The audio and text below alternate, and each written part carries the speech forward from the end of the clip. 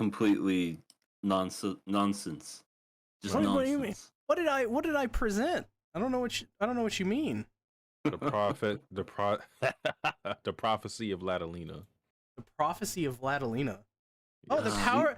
the Vladilena PowerPoint presentation of proving my innocence. I don't know exactly if what it you're proved talking- anything, but if it I w- did, it wasn't innocence. I would say it proved something. It was not Guilt. innocence, though. It definitely proved my innocence. I don't know who you're trying to fool, but I don't think he got anyone. I Like mean, not even one person. apparently nobody's here because nobody's saying anything. Oh well, Sasuke's resolve is, who's finally here apparently. So that's good. That's good. We've been Hi, waiting you. Sasuke. It's I'm just saying I proved you all wrong last week, and as a great poet once said, somebody once told me, the world is gonna roll me, but they're gonna roll you instead. Huh. That's how we're starting. Yeah. With With lies. Shrek. With lies. Lies and Shrek mean. Did you see what happened to the Smash Mouth guy? He had What'd he do? He had like a mental breakdown on stage. He was like on a bunch of drugs. Oh, and I he did not know that. He legit I think retired that'll do from it. music. He retired. Really? The lead Yeah. singer? Yeah, lead singer of Smash Mouth retired. That Damn, makes me cry. That's pretty sad. It is. I mean, I don't know anything about the guy personally, but I Smash Mouth's fun. Why do we have 20 concurrent viewers? What did we do? And we have a lot of new people watching us. What did we do? Hello, new people. Welcome in. Oh, I should probably share this video. I guess I'll do that. I'll do it too. How are we getting like we used to like get like 3. Why we got 20? I mean, I'm not I still have you complaining. blocked. I still have you blocked on Twitter, Light. I forgot. Tee.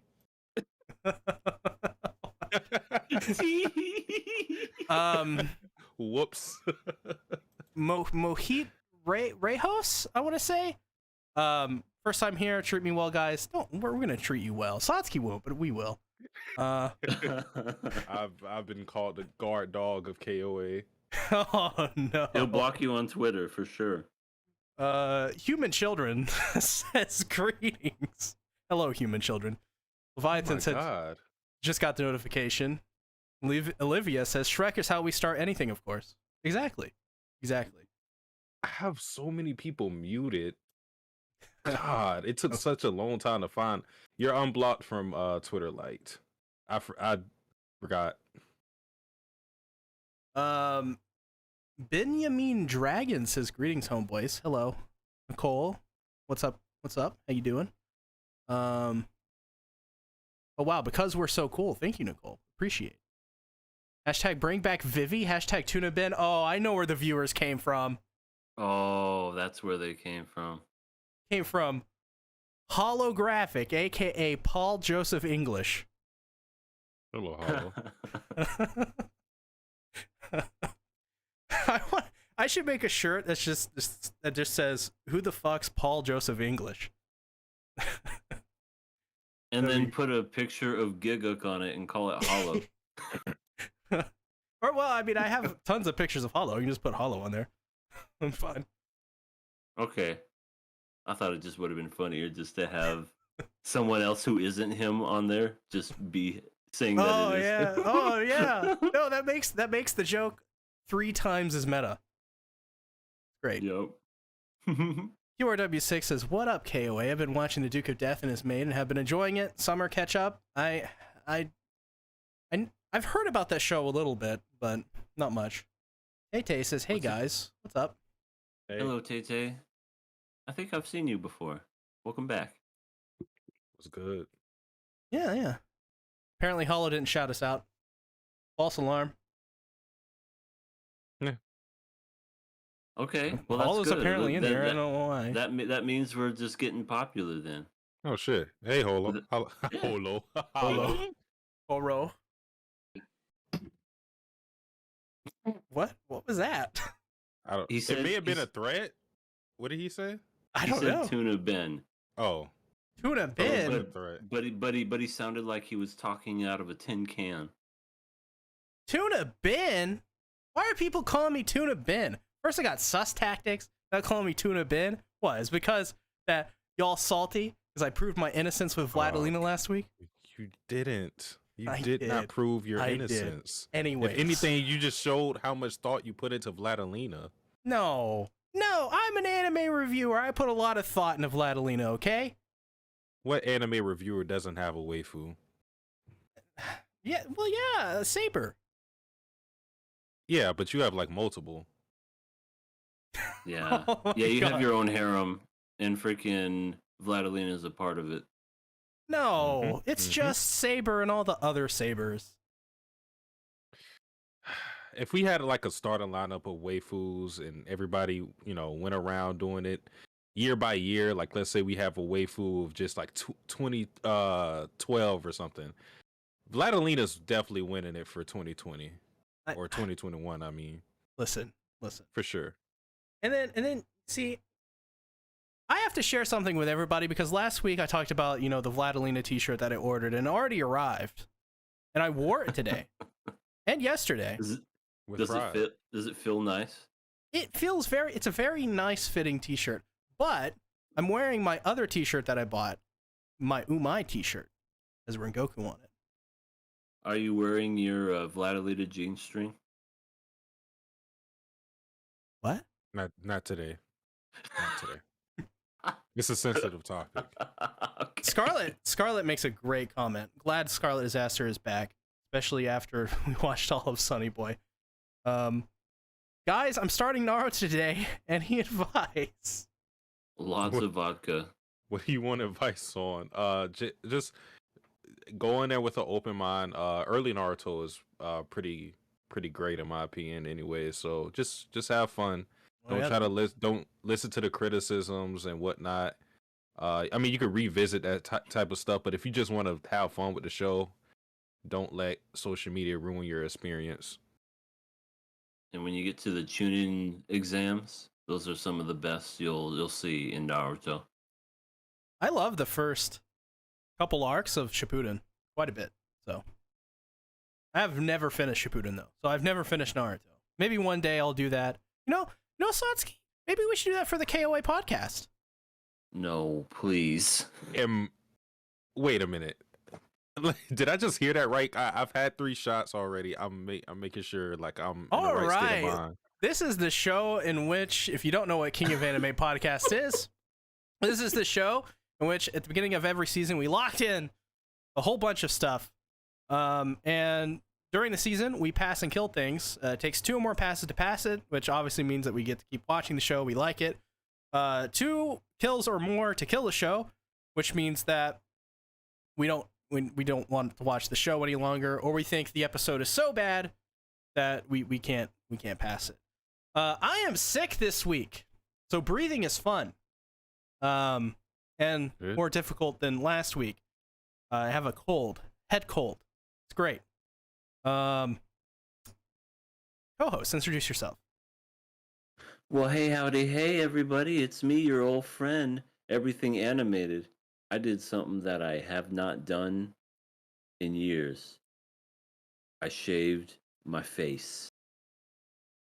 And Yeah. I think it looks pretty good. I look like a different person without my beard, so just imagine what I look like without a beard, and that's who I am. It's like that one show that we watched this season that we dropped, Remake Our Life. Went back in time a little. I thought you were about to say picked up a high school chick and then shaved. Oh no, I have so much more respect for you than that, EA. Thank you. I would never go there. Good times. But as for me, I'm Satsuki the Savage. I am a little stressed this week. Things have been pretty busy, but on the other hand, things are also looking up, so I don't have too much to complain about. You never This shine week if you don't hasn't- glow. Yeah, this week hasn't been that hellish, surprisingly. And that's probably just because I got things earlier than normal, because usually I watch a lot of the anime that I have to on or today, but I got a lot of things done early, so yeah, it should be cool. That doesn't mean I remembered half of the shit, but we'll cross that bridge. All right. All right. I'm drinking piping hot chamomile tea. Herbal tea is it works wonders on the throat. You call it herbal? Herbal. Okay. Is this like the argument in RuneScape where it was like herbivore or whatever they called it? The H is silent. It's herb. Yeah. I don't know. English is not it's not my profession. My profession is terribly reviewing anime. So let's go ahead and talk about Blue Period episode 4. 4? 4. Yeah, that's 4. We're on episode 4 of this series. This is crazy. And I feel like I've only seen one episode. Really? I was gonna say it feels like 4 to me. Maybe it's just hectic week. But I don't know. The reason why is I'm surprised at that is just because, like, I think I said it last time. I feel like a lot of time has progressed since the first episode because we've skipped months ahead, and I think we're almost done with this whole what the fuck do they call this, cram school, right? Yeah. What he's in right now. Mm-hmm. So yeah, a lot of time has already passed. So I think they're going into their third, or are they already third years? I think they're already third years, right? Because their senpai's already graduated. Right. I honestly don't know. I do remember the senpai leaving. He has the hots for the senpai. But yeah, everything is going by pretty quick, and before we know it, they're gonna be like in college. Yeah, because I'm pretty sure they're already second year. So if they already went to cram school and is about to end, then they should, go into their third year. So that's pretty much, four episodes, and we're already a year ahead. Which I don't know like how far along we were in school from the first episode, but yeah, it feels like a lot of time has passed. They were in kindergarten, and now we're already here. They were so young. But Satsuki, your favorite character is made her first appearance in this show. Wait, no, that's not Komi. We're not talking about Komi. Oh, I meant in this show, not Komi-san. The girl who's that my favorite character in Blue? Wait, what? The one the burger eater, Kuwana. Yeah, the burger eater. What did I say? She was my favorite Last week. Yeah, no, didn't you say? Yuka is my favorite. Oh, right, by far. Also said Kuwana. I don't think she was like barely in this episode. She was in the episode to take a nap. Yeah, that's what kind of disappointed me. I wanted more Yuka, but yeah, Yuka's definitely my favorite character. I mean, Maki's cool. Like, I like her hair, but yeah, she has to do a little more for me, personally. Yeah, she's a good artist, but apparently, if you're the number 1 in cram school, that's a curse.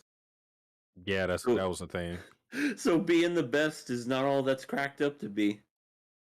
So that kind of makes me wonder, since that curse was known by everybody except the main character, do you think people intentionally like didn't give their best effort because of that? Because that would be interesting. I don't know. It's like the Madden curse. Like if you're on the cover of Madden, you're gonna get injured. Yeah, but this is something that's like in their control. The reason I asked that is because Maki got first, and we know she's exceptional. She has a background. Her family, does a lot of art, so she's like born into it. Mm-hmm. You merely adopted the darkness. I was born in it, like that shit. But I was born. Yeah. So it makes me think, are there people better than her, but they just didn't get to showcase it because of that curse? That freaking Sundura guy, I think, is like really good, but I don't know, I don't know what the dude's problem is. He just has it out for our main character. That's just he's just trying Yeah. to like join this college and be a part of, I think it's called like Tokyo School of the Arts or whatever. And he's just like, "You don't know anything, Jon Snow." It's just like, dude, chill. Let Well, him let I him think find his it's passion. I think it's supposed to be a little bit vague at the moment because I think next episode they're gonna go more with this character, or at least throughout the series with him and Yaguchi.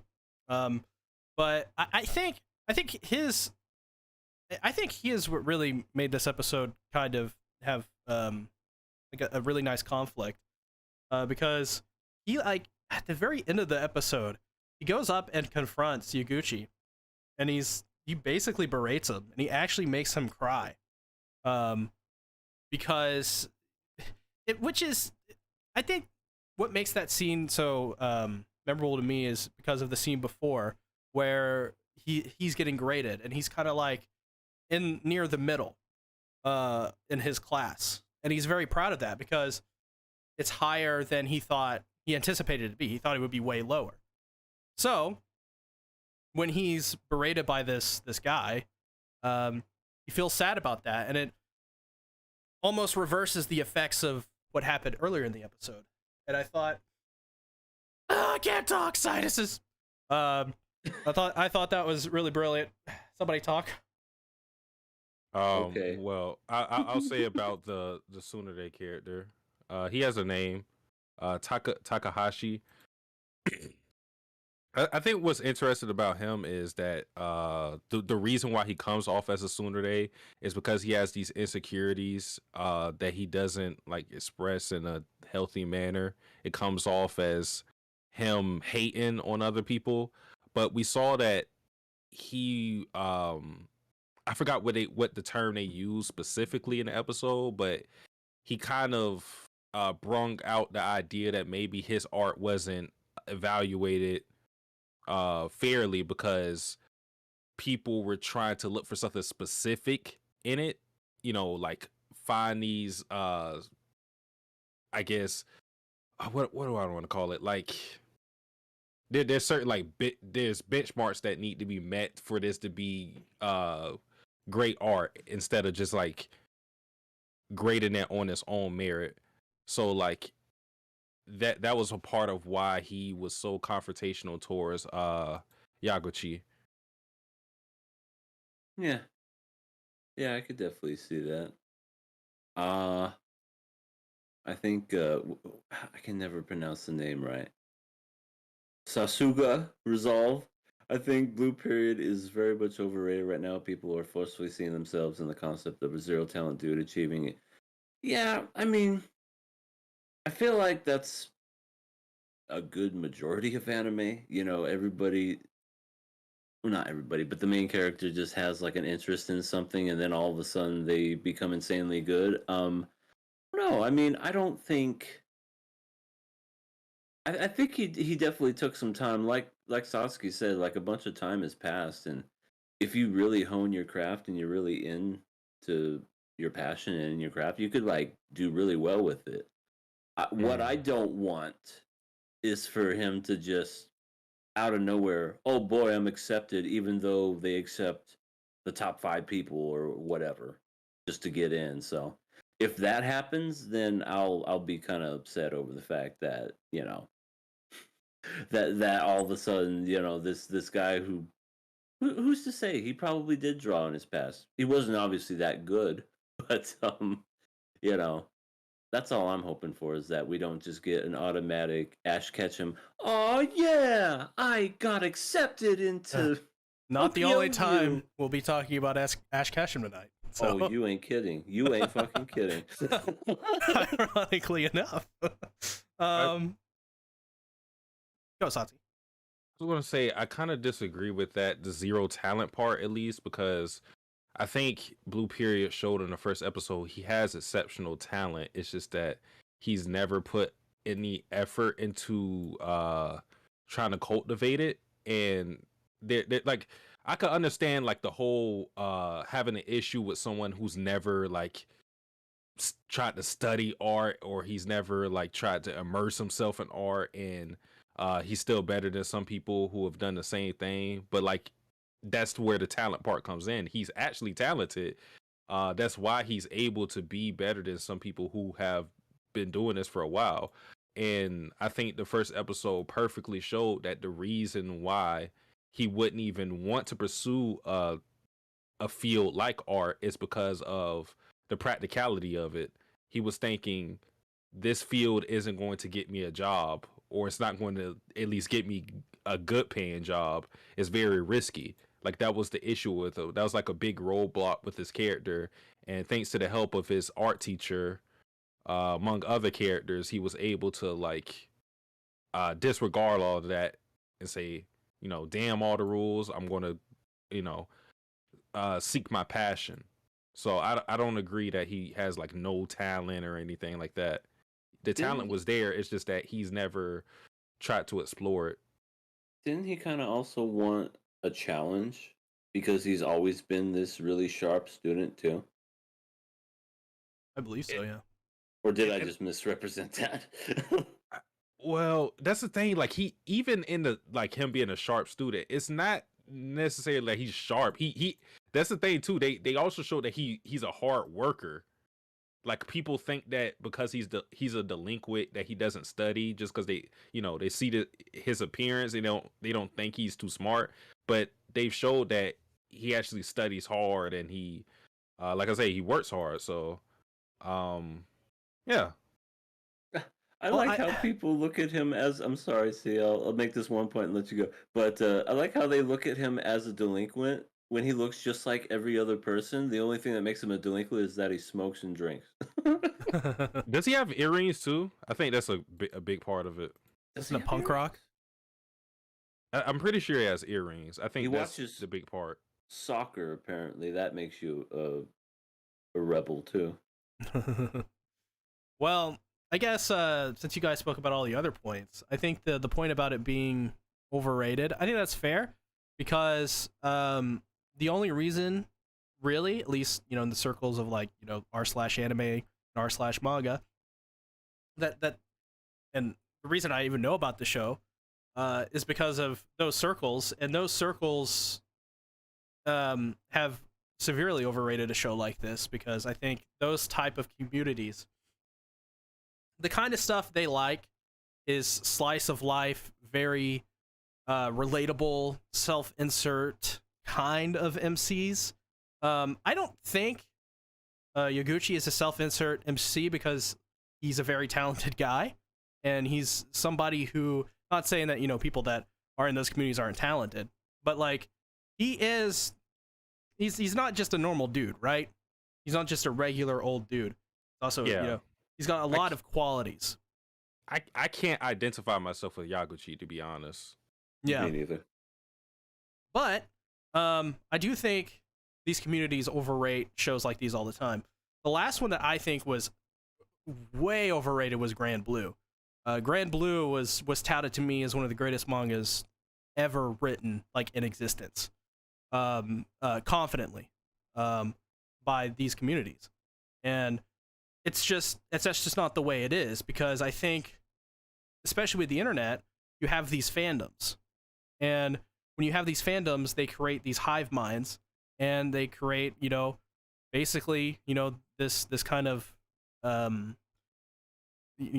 this I don't know, this like the same thing is repeated over and over. It becomes an echo chamber, I guess is what I'm trying to say. Yeah. And I think a show like this is one of those shows. But thankfully, I knew going in that this show was going to be overrated by those communities. And it hasn't affected my judgment, really, this show. I think this is a solid show. I don't think this is like an 8.9 or whatever it is on Mal right now. I think this is, like a 7 or 7.5 currently. Yeah. And I think that's a fair assessment, only because we've only seen 4 episodes. Now, if something crazy does happen, which, you got to give credit where credit is due. Something is going to happen in this show that's going to make it really stand out, because it is very popular. So We'll have to see about that, but yeah, that's just my opinions on it being overrated. It's communities, and if you're in communities and fandoms a lot, you're gonna hear stuff like this. Certain show's the best show ever, and I think Grand Blue is like one of the worst shows like ever made in terms of like a comedy. It's just not funny. And I know that will make people angry because the show's very popular, but you know, I don't mean it maliciously or anything like that. It's just overrated. Well, I will say that this doesn't have to do with the episode specifically, but I do like the message in Blue Period of just like chasing your passion and throw I as caution well. to the wind. Like that, that's an important thing. And, you know, I think that if there's one thing you can say that Yaguchi is a self-insert in a sense, is that I think it's relatable to kind of abandon some of the things that you may feel passionate about in the pursuit of something more practical. I think a lot of people have been there to where you have something that you really want to do, but you don't think that you're uber talented in or you won't make much of a living with. So because of that, you chase something that is more down to earth, something that may cater to your actual talent or abilities to make money. I mean, everybody wants to make money and just provide for their family or whatever, provide for themselves. So like those type of that type of theme is very great.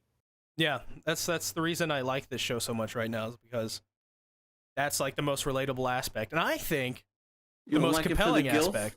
Well, I mean that too, but I think that is an extremely compelling aspect and an aspect that I think a lot of other anime should explore because that's I think Blue Period is not the only one to do it, but is definitely in this season and this year in general is one of the more unique ones to do it. But Mohit Rejo says overrated has lost its meaning nowadays. Yeah, like most words. Yeah, Most words, don't mean what they used to mean on the internet. agree.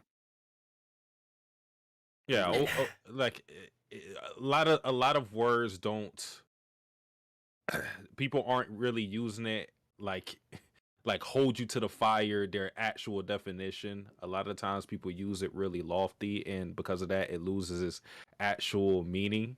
So like that's why I always, whenever we do the KOA awards, I always clarify what I mean by overrated. When I say overrated, I mean there's a discrepancy in how I see other people feel about a show in terms of its score, quality, whatever you want to say, and how I feel about it. I always got to preface that because, a lot of people can have different definitions of overrated. Sure.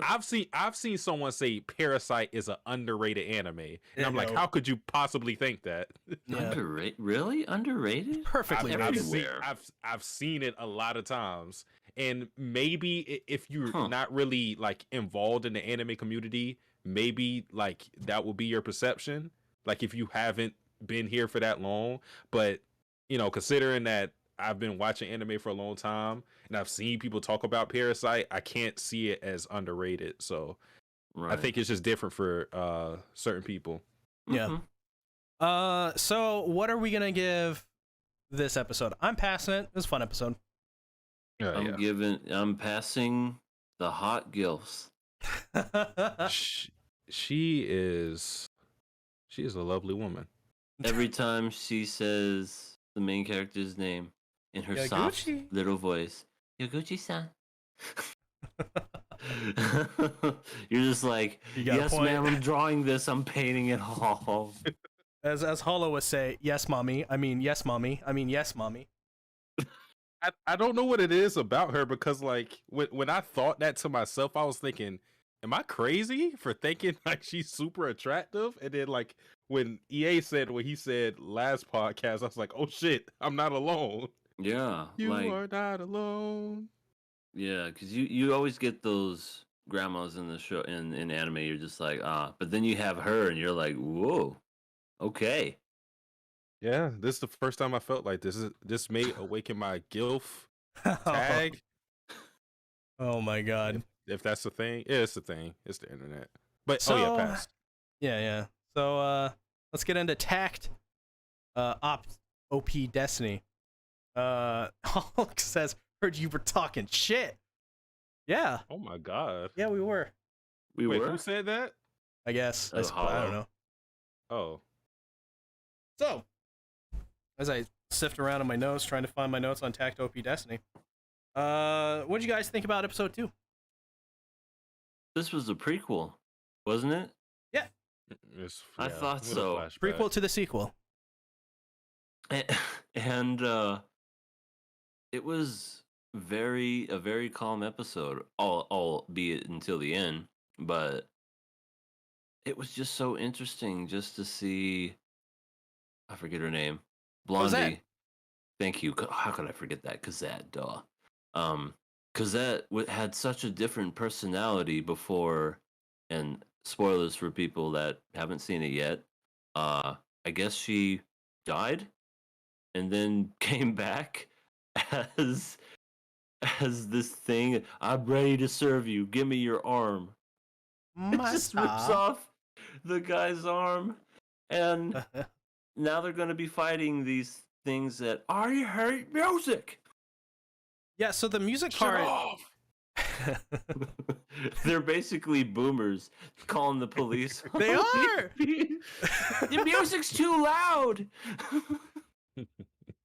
But yeah, I enjoyed this episode. I enjoyed their banter back and forth, and it took me a minute, but I was like, why does she seem so different? Like, she doesn't seem like a robot that's like upset that donuts have holes in them. She's just like a normal person. So I was just like, oh, this is before what had happened. Okay. Yeah. I like how you don't know. Like, it doesn't tell you straight up, like, No, it doesn't. this happens before. That's why You I was have confused. Yeah, because everybody acts a little bit different, especially Cosette, who acts like night and day, and you're like, what's going on? What's going on here? This isn't making any sense.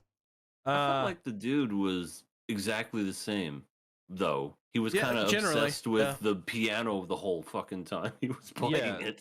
He didn't have like a personality shift. I think what told me that it was a flashback was when I just noticed that I know her name is Cosette, but I'm just gonna call her Cassette. I'm sorry. That's easier to remember. Okay. Cassette.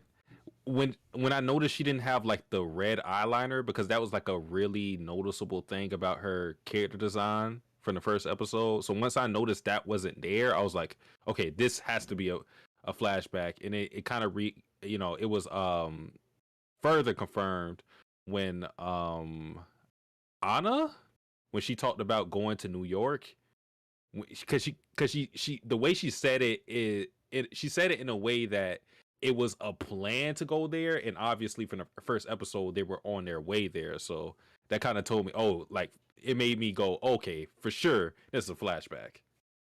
Yeah, I mean, I I'm slow. So is this show one of those save the girl at all costs shows? Is this where we're headed? I mean, I guess so. I mean, she seemed to have died, and now she's alive, I guess? Or Well, an empty vessel? episode 1, Takt calls her like a no good music cart.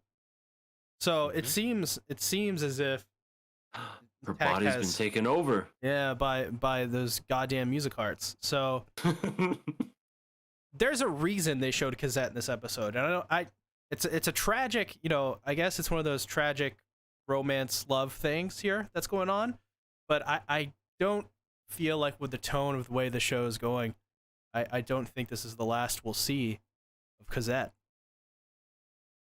The fun one, the one that doesn't want to blow everything up, the one that wondering about donut holes.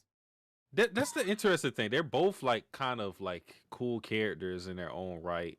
Like, even though the cassette that we seen in the first episode was a lot more robotic and more emotionless, she still had a personality. Like I don't want to anger people, but she wasn't like Vivi in like her early episodes. Like, she still had like a lot of, and maybe it's not her personality, just what the show made her do and the kind of dialogue she had, like what EA brung up about the donut, like that was just a funny scene, you know.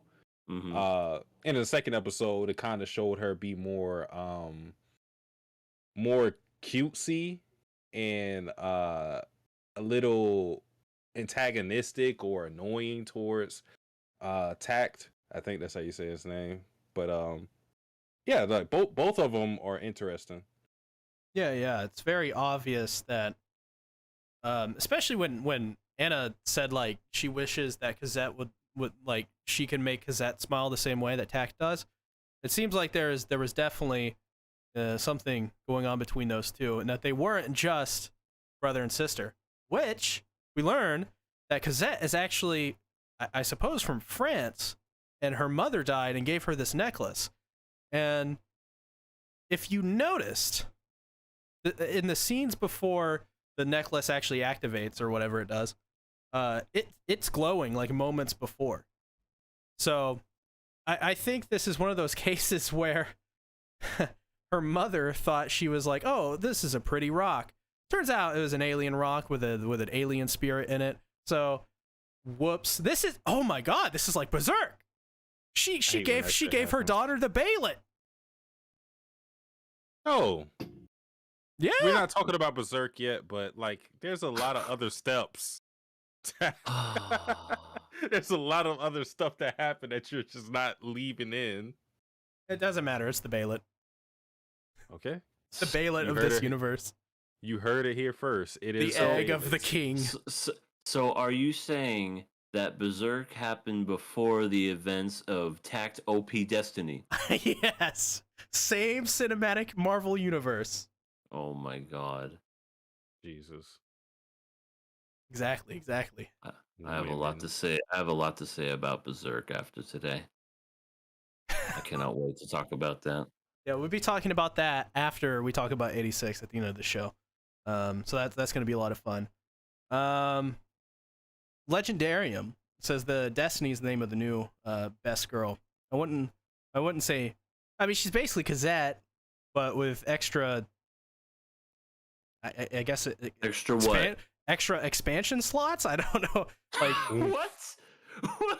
Like I don't more like memory, more MB. memory. Yeah, more megabytes. More RAM. Remu. Wait.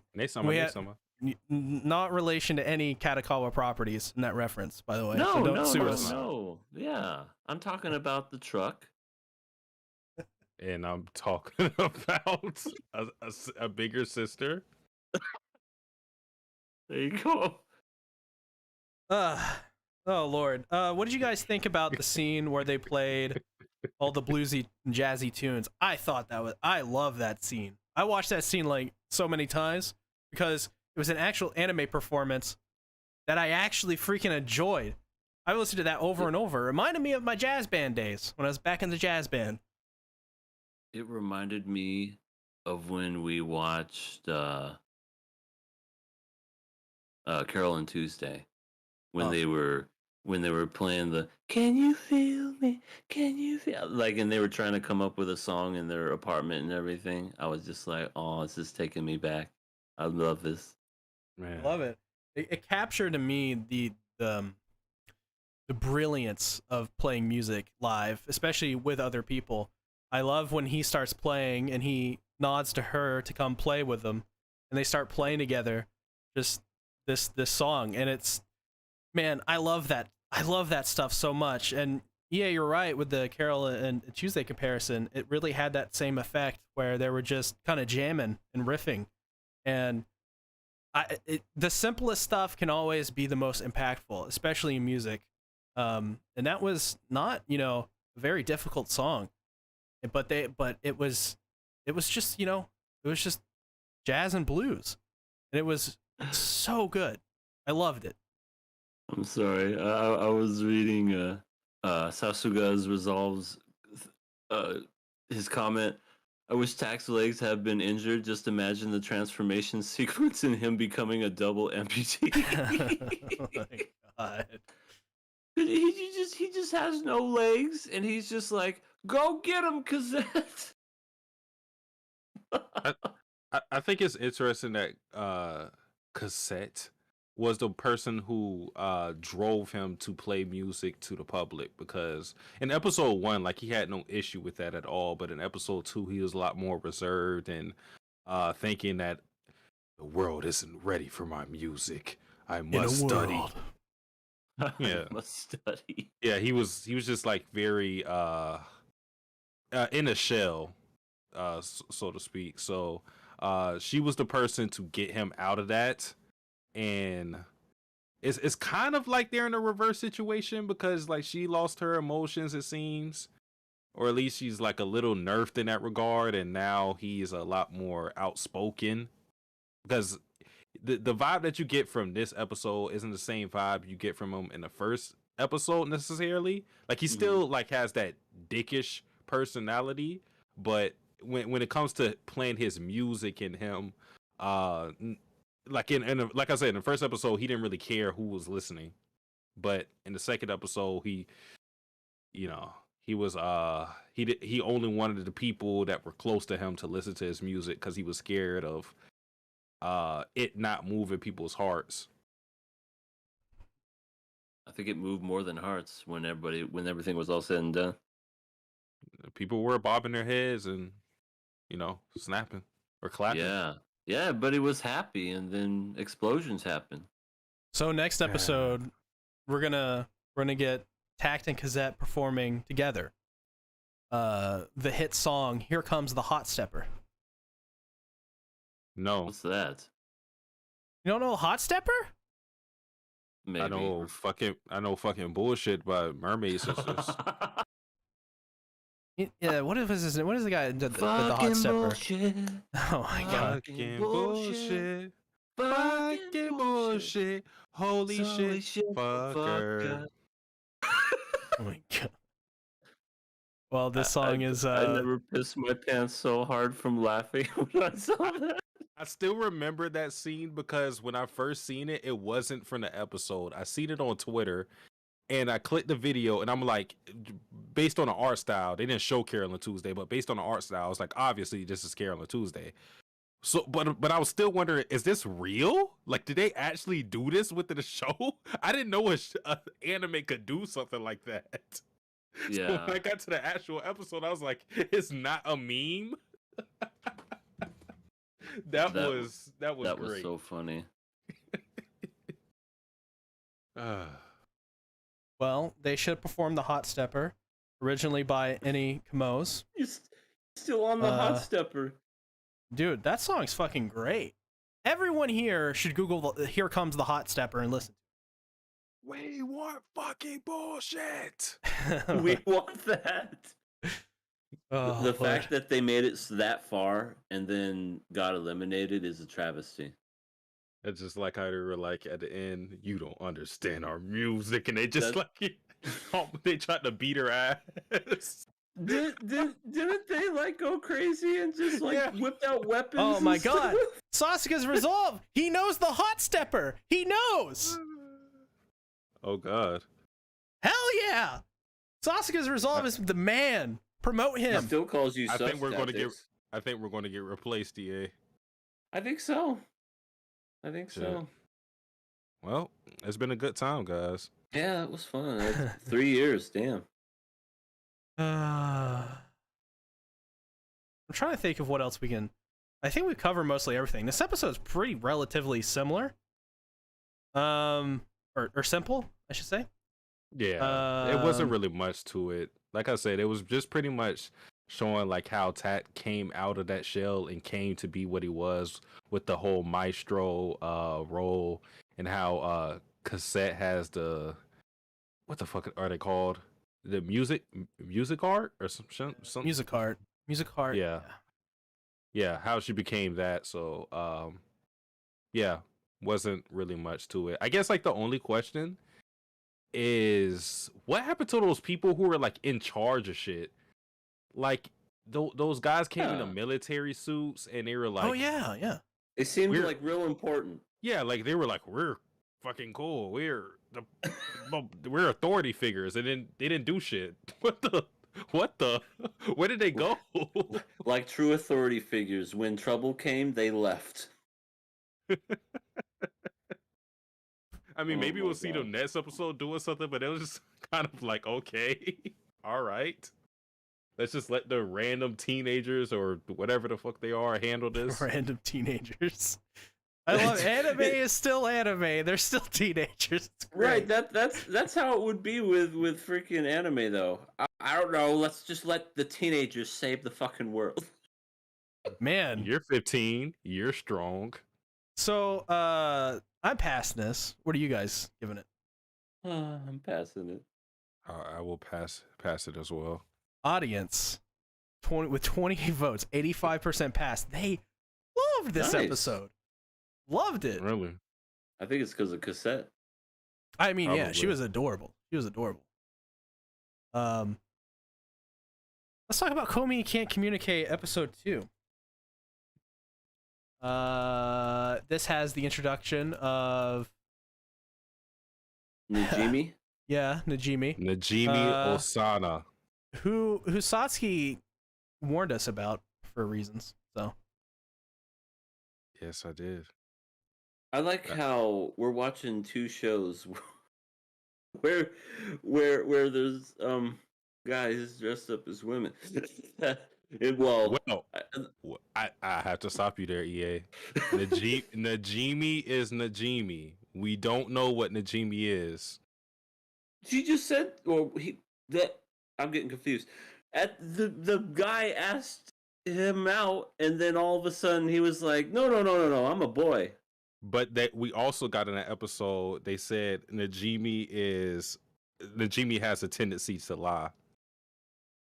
So, And I think and I think in that situation, Najimi said that so that the dude would back off and it didn't matter to him.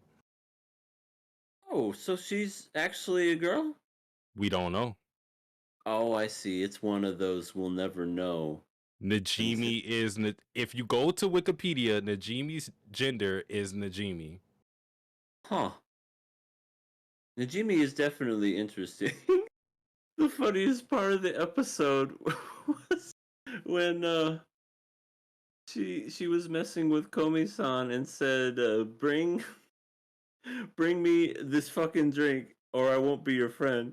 And she was saying it kind of like half-heartedly, and then she just got up with tears in her eyes and just walked ever so slowly to Starbucks to get the drink. I love the scene where she orders it too. Just oh my god, there it is. It's her gender really is Najimi, and her birthday is on April 1st. There. Of course, that is so fitting.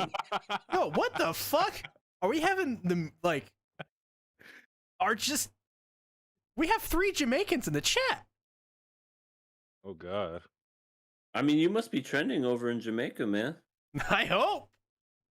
Come on. Yeah, I love the scene where she goes to order it because she doesn't. She's trying, she can't speak. So the guy is like, "This is my moment. This is the moment that I have waited for my entire life.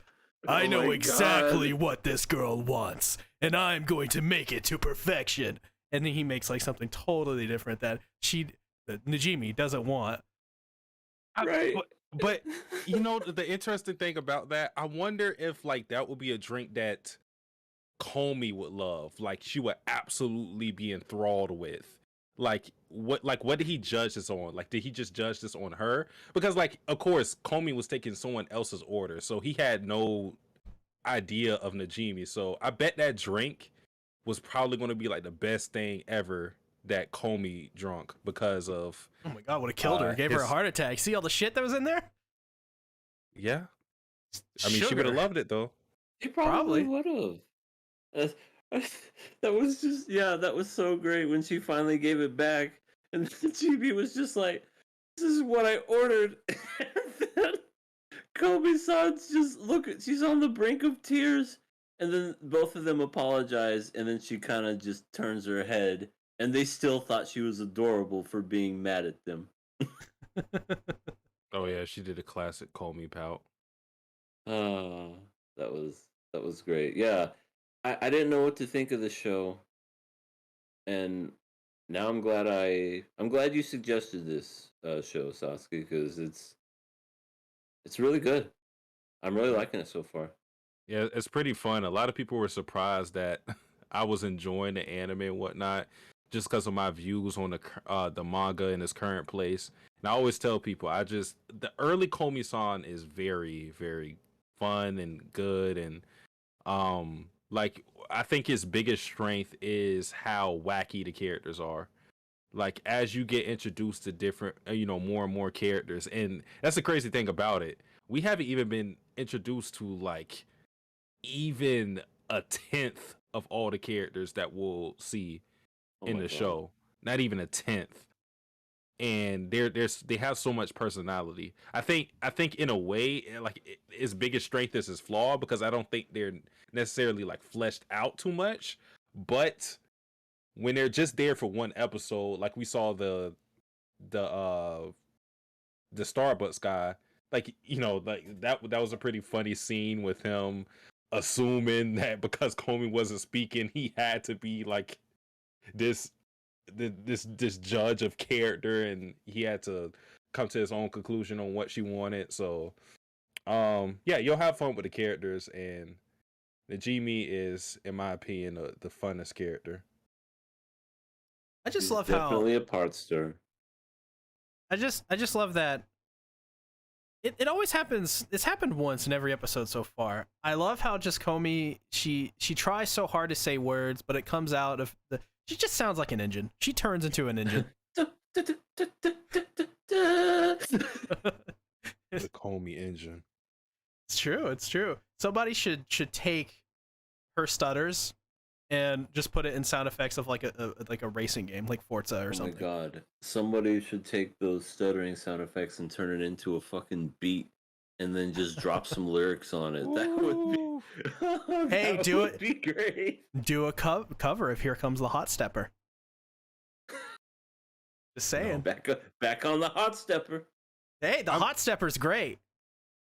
I'm surprised you guys didn't talk about a character we saw really early in the Oh, series. I was about to bring her up. Yeah, I don't know if they said her name. They probably did, She's but mean. I won't say it just in case. But like that scene, eh, that scene was funny. What the hell is her problem? Yeah, He was Yamai. just, That's her name. he could have just asked her for like a simple something, but she's just like, "You're fucking scum. I hate you. I hope you fucking die." And rats eat out your eyeballs, and I hope you just your existence is nothing. It's like Jesus. I Yeah, she's just a like how she psychopath. kept. I liked how she kept up her appearance while doing all of that psychopath, psych- while doing all that crazy shit. Like I think like during the whole time she was talking in her ear, they kept repeating like one phrase, and it was the scum thing. Yeah. Like that was funny. Like in the manga, this is why I say like I feel like Komi-san utilizes the manga medium a little better than what the anime is, but the anime is doing a great job. Like episode 2 showed that to me especially.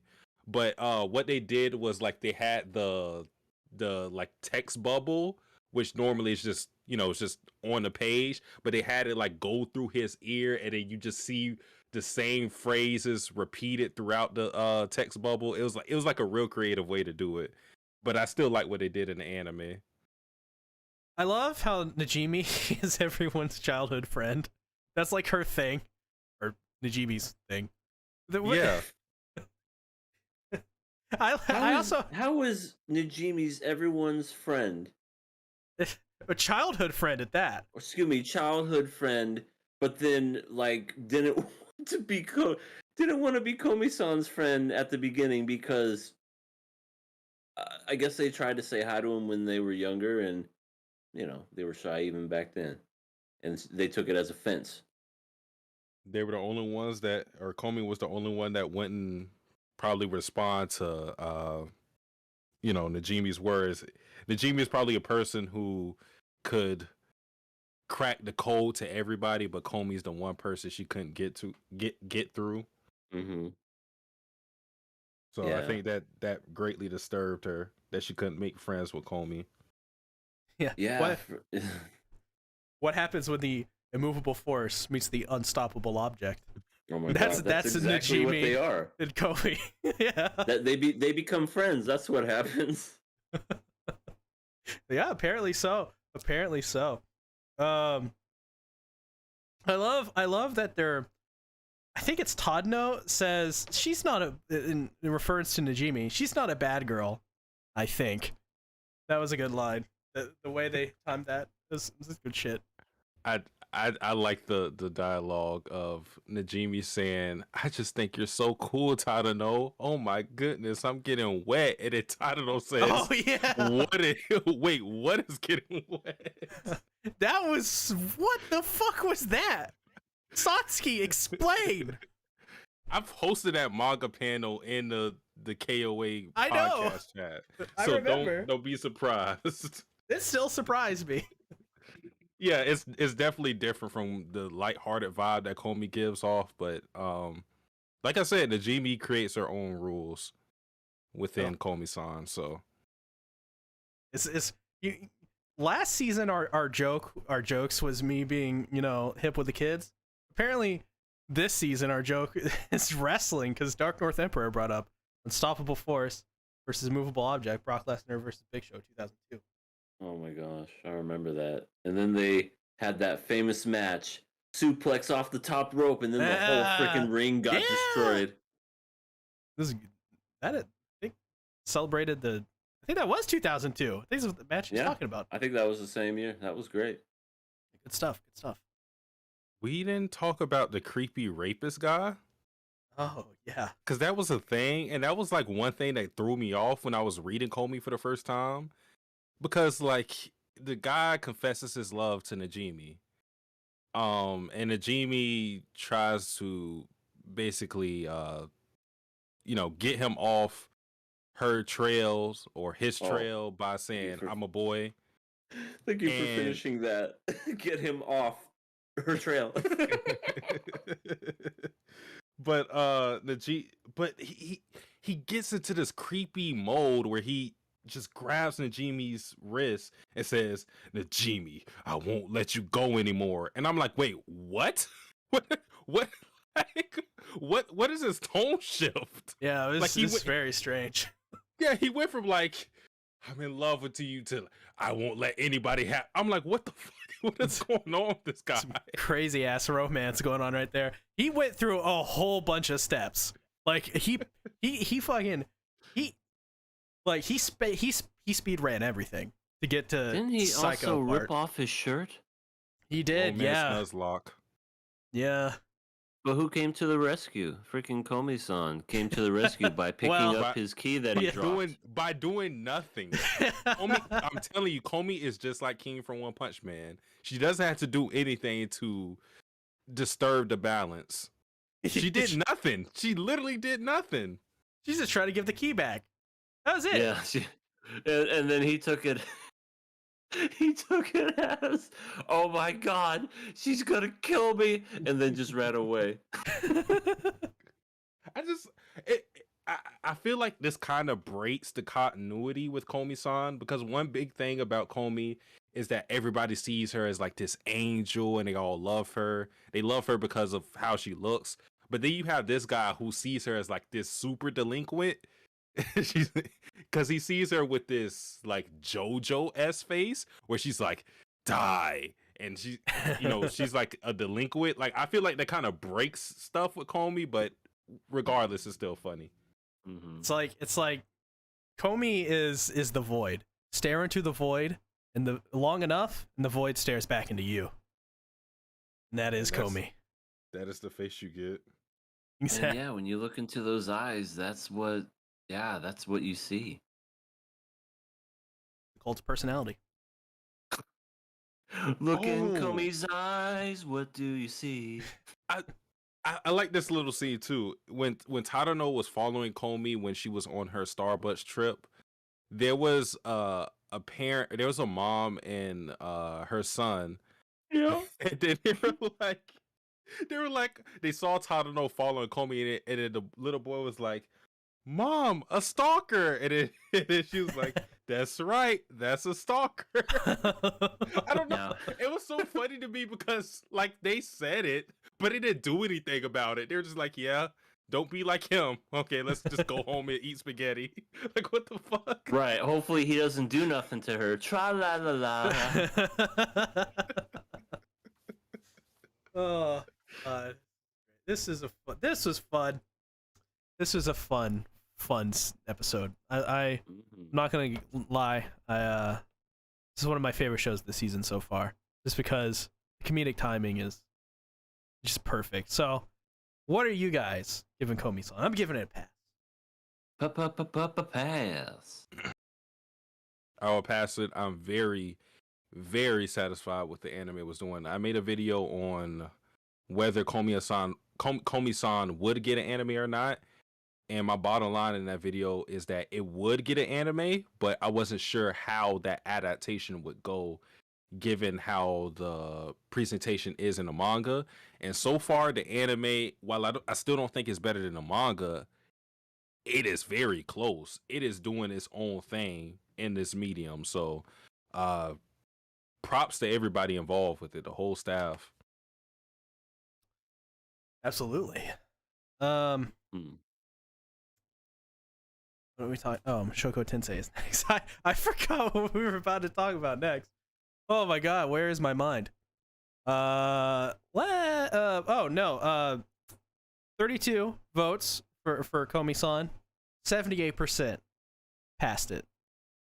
So, people, I wonder if Mushoku Tensei can beat Takt OP Destiny. But we'll see. Wait, I will grab my orange juice real quick. I will be back in 1 minute. Okay. Why I orange will. juice? I guess we can talk about Darth Nork Emperor, like Mussolini and Kennedy. She's the Komi who cannot speak. That's pretty good. Yeah, so Mushoku Tensei, episode 14. Going into this episode, of course, there's high stakes this week. High stakes. We don't Did you know. say steak? Steak. We don't know. Why they gotta be so high though? I don't know. Well, you got to get up on your high chair, you know. I want the steaks to be lower so I can eat them. Well, you see, that's the thing. These steaks, they take a little bit of an extra step.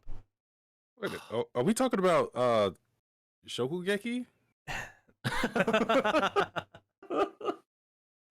Food Wars? No food wars. But I mean, if there's anyone in the chat that wants to challenge, didn't we have someone challenge someone to a shogeki once? If they did, I mean, like they would definitely beat me. Like I would make some fucking ramen noodles with pepper in it. I would just like add wine to whatever it is I was cooking and be like, yeah, light it on fire. Yeah, and then you gotta like, I don't know, like fucking toss the pan or something, toss it around a little bit to make you look a little more professional. Yeah. So last week we criticized the show heavily to no one's surprise, except for of course new viewers and stuff. But for current viewers, it wasn't surprising. This week, high stakes. Is this show gonna fuck up and we're gonna kill it? I don't know, but I guess we should go ahead and just talk about the episode before we get to that. This episode I like this episode quite a bit. I enjoyed the stupid.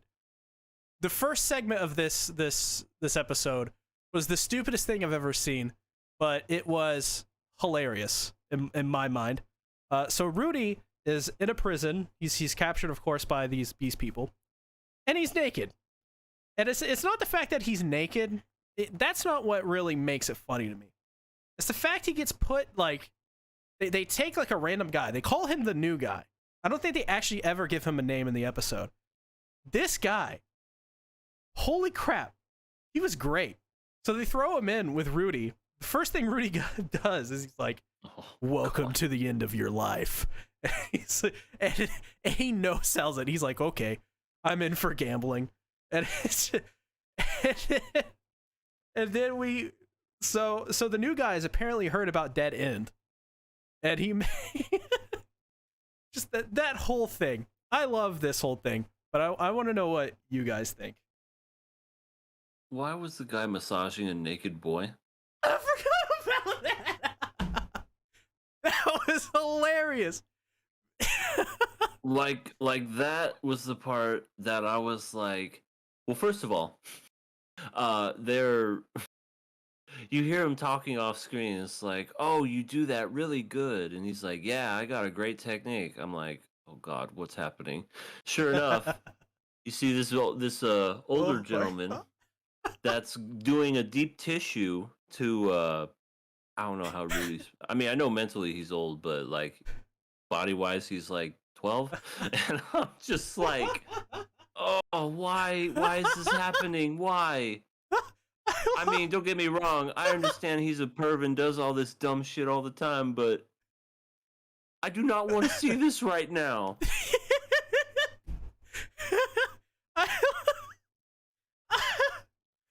Oh my god. I think love I the broke part. him. I'm sorry. I laughed so hard at this episode.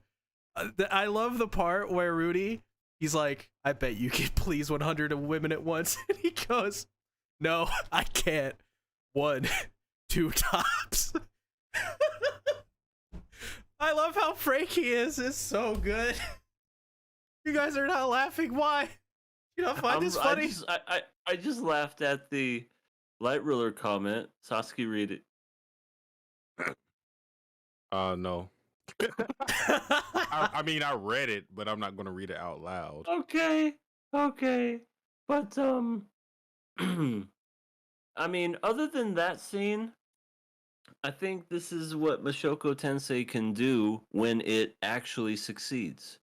You know, you got cool characters, you got cool action, you know, like animation wise and magical powers and cool use of all of the eye and the magic and whatnot. I just think all that works so well for the show, and I wish the show was mostly this. And again, I don't read the manga.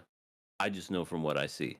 But I mean, if y'all heard us last week, you know how much we tore it to shreds, so I'm not going to go over that again. You already know. But I definitely feel like this episode so far is the best episode we've seen this particular season, and yeah, I enjoyed it. You know, minus that one scene that just made me more uncomfortable than anything. But like, I enjoyed pretty much everything else about it. And freaking, I forget the guy's name, the one who eventually Gallus became. What'd you say?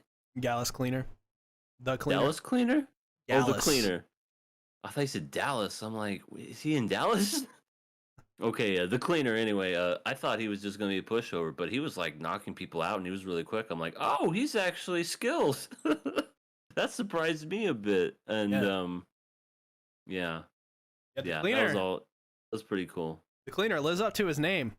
He said to those those beast people, he took on like 2 or 3 at once, and he made quick work of them. And he was just like, goodbye and good night, just like that's Kenny Omega reference. Because you know the Cleaner.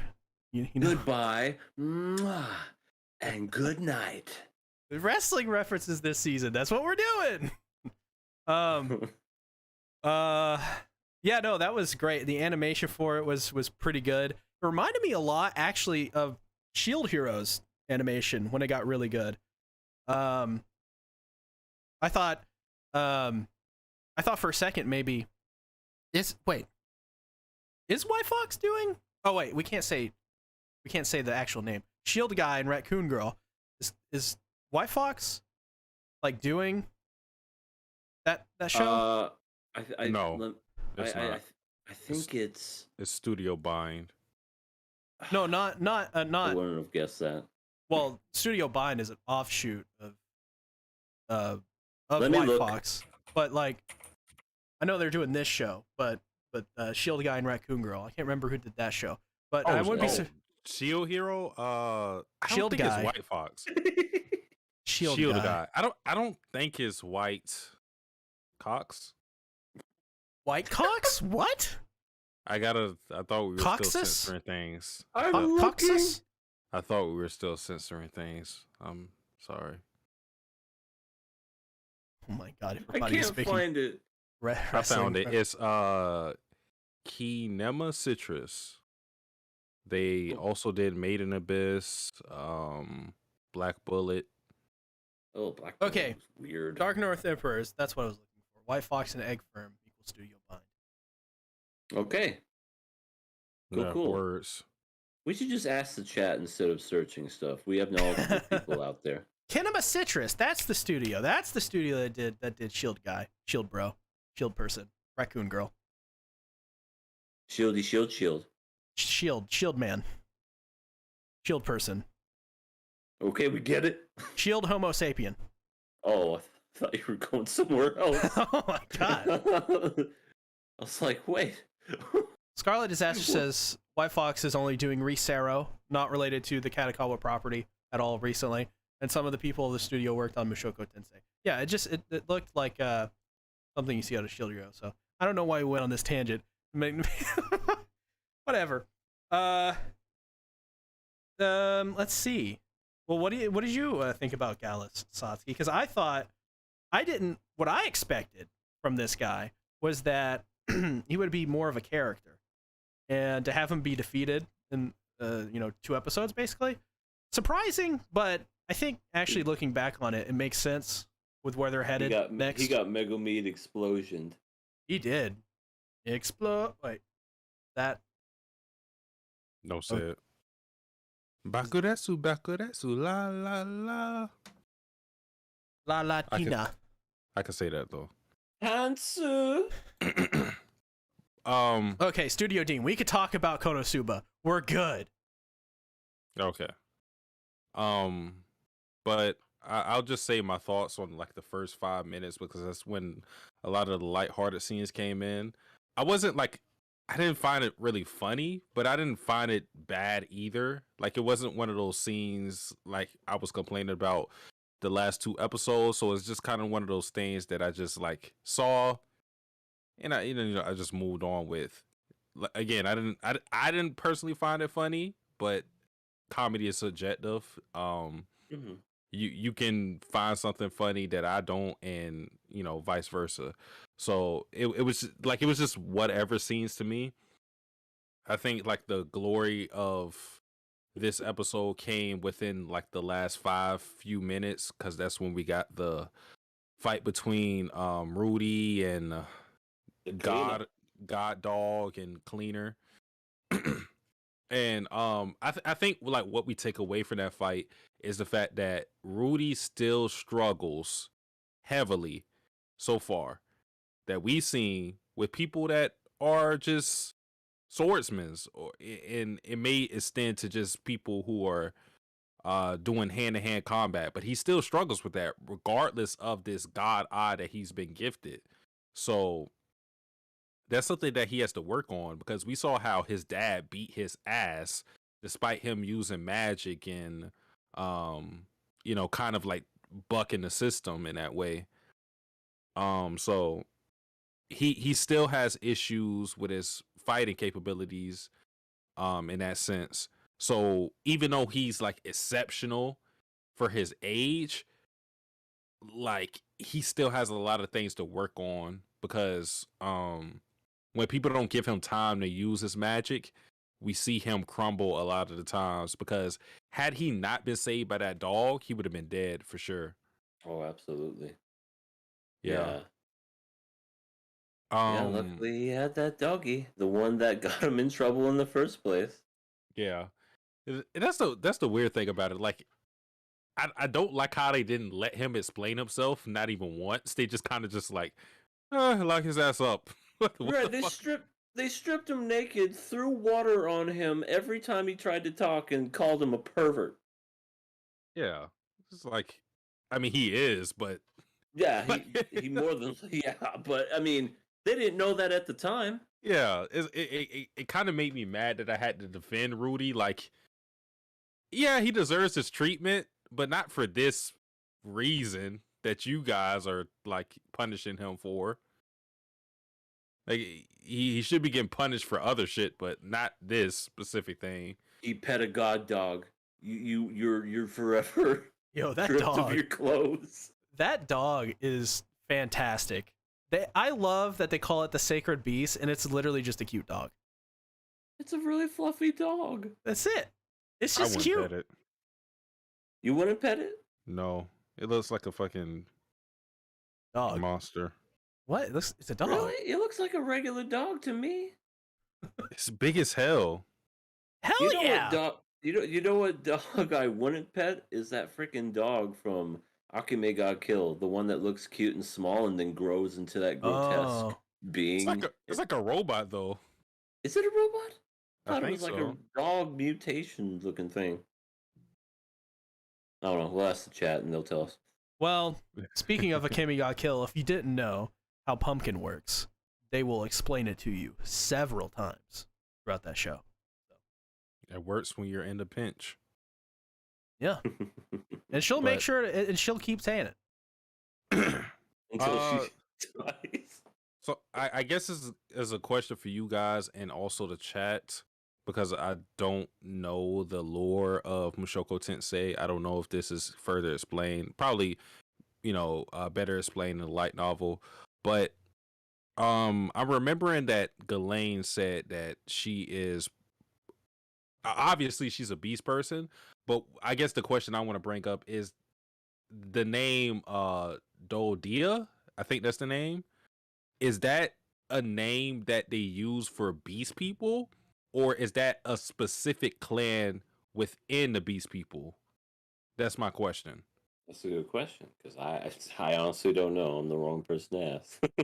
I would say clan. I don't know. That'd be Yeah, but my bet. the reason I'm bringing that up is because Ghislaine says that she's from this either clan or race. I guess that's a better class. Is this a clan or a race? I think that's a better way to describe my question. Because Ghislaine said that that's where she's from. So,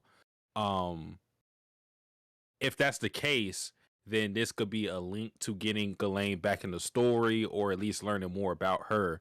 Because I think I said it last podcast, we saw that green eye that she had, and obviously Rudy has something going on with the power that he got from Munchie Lolly.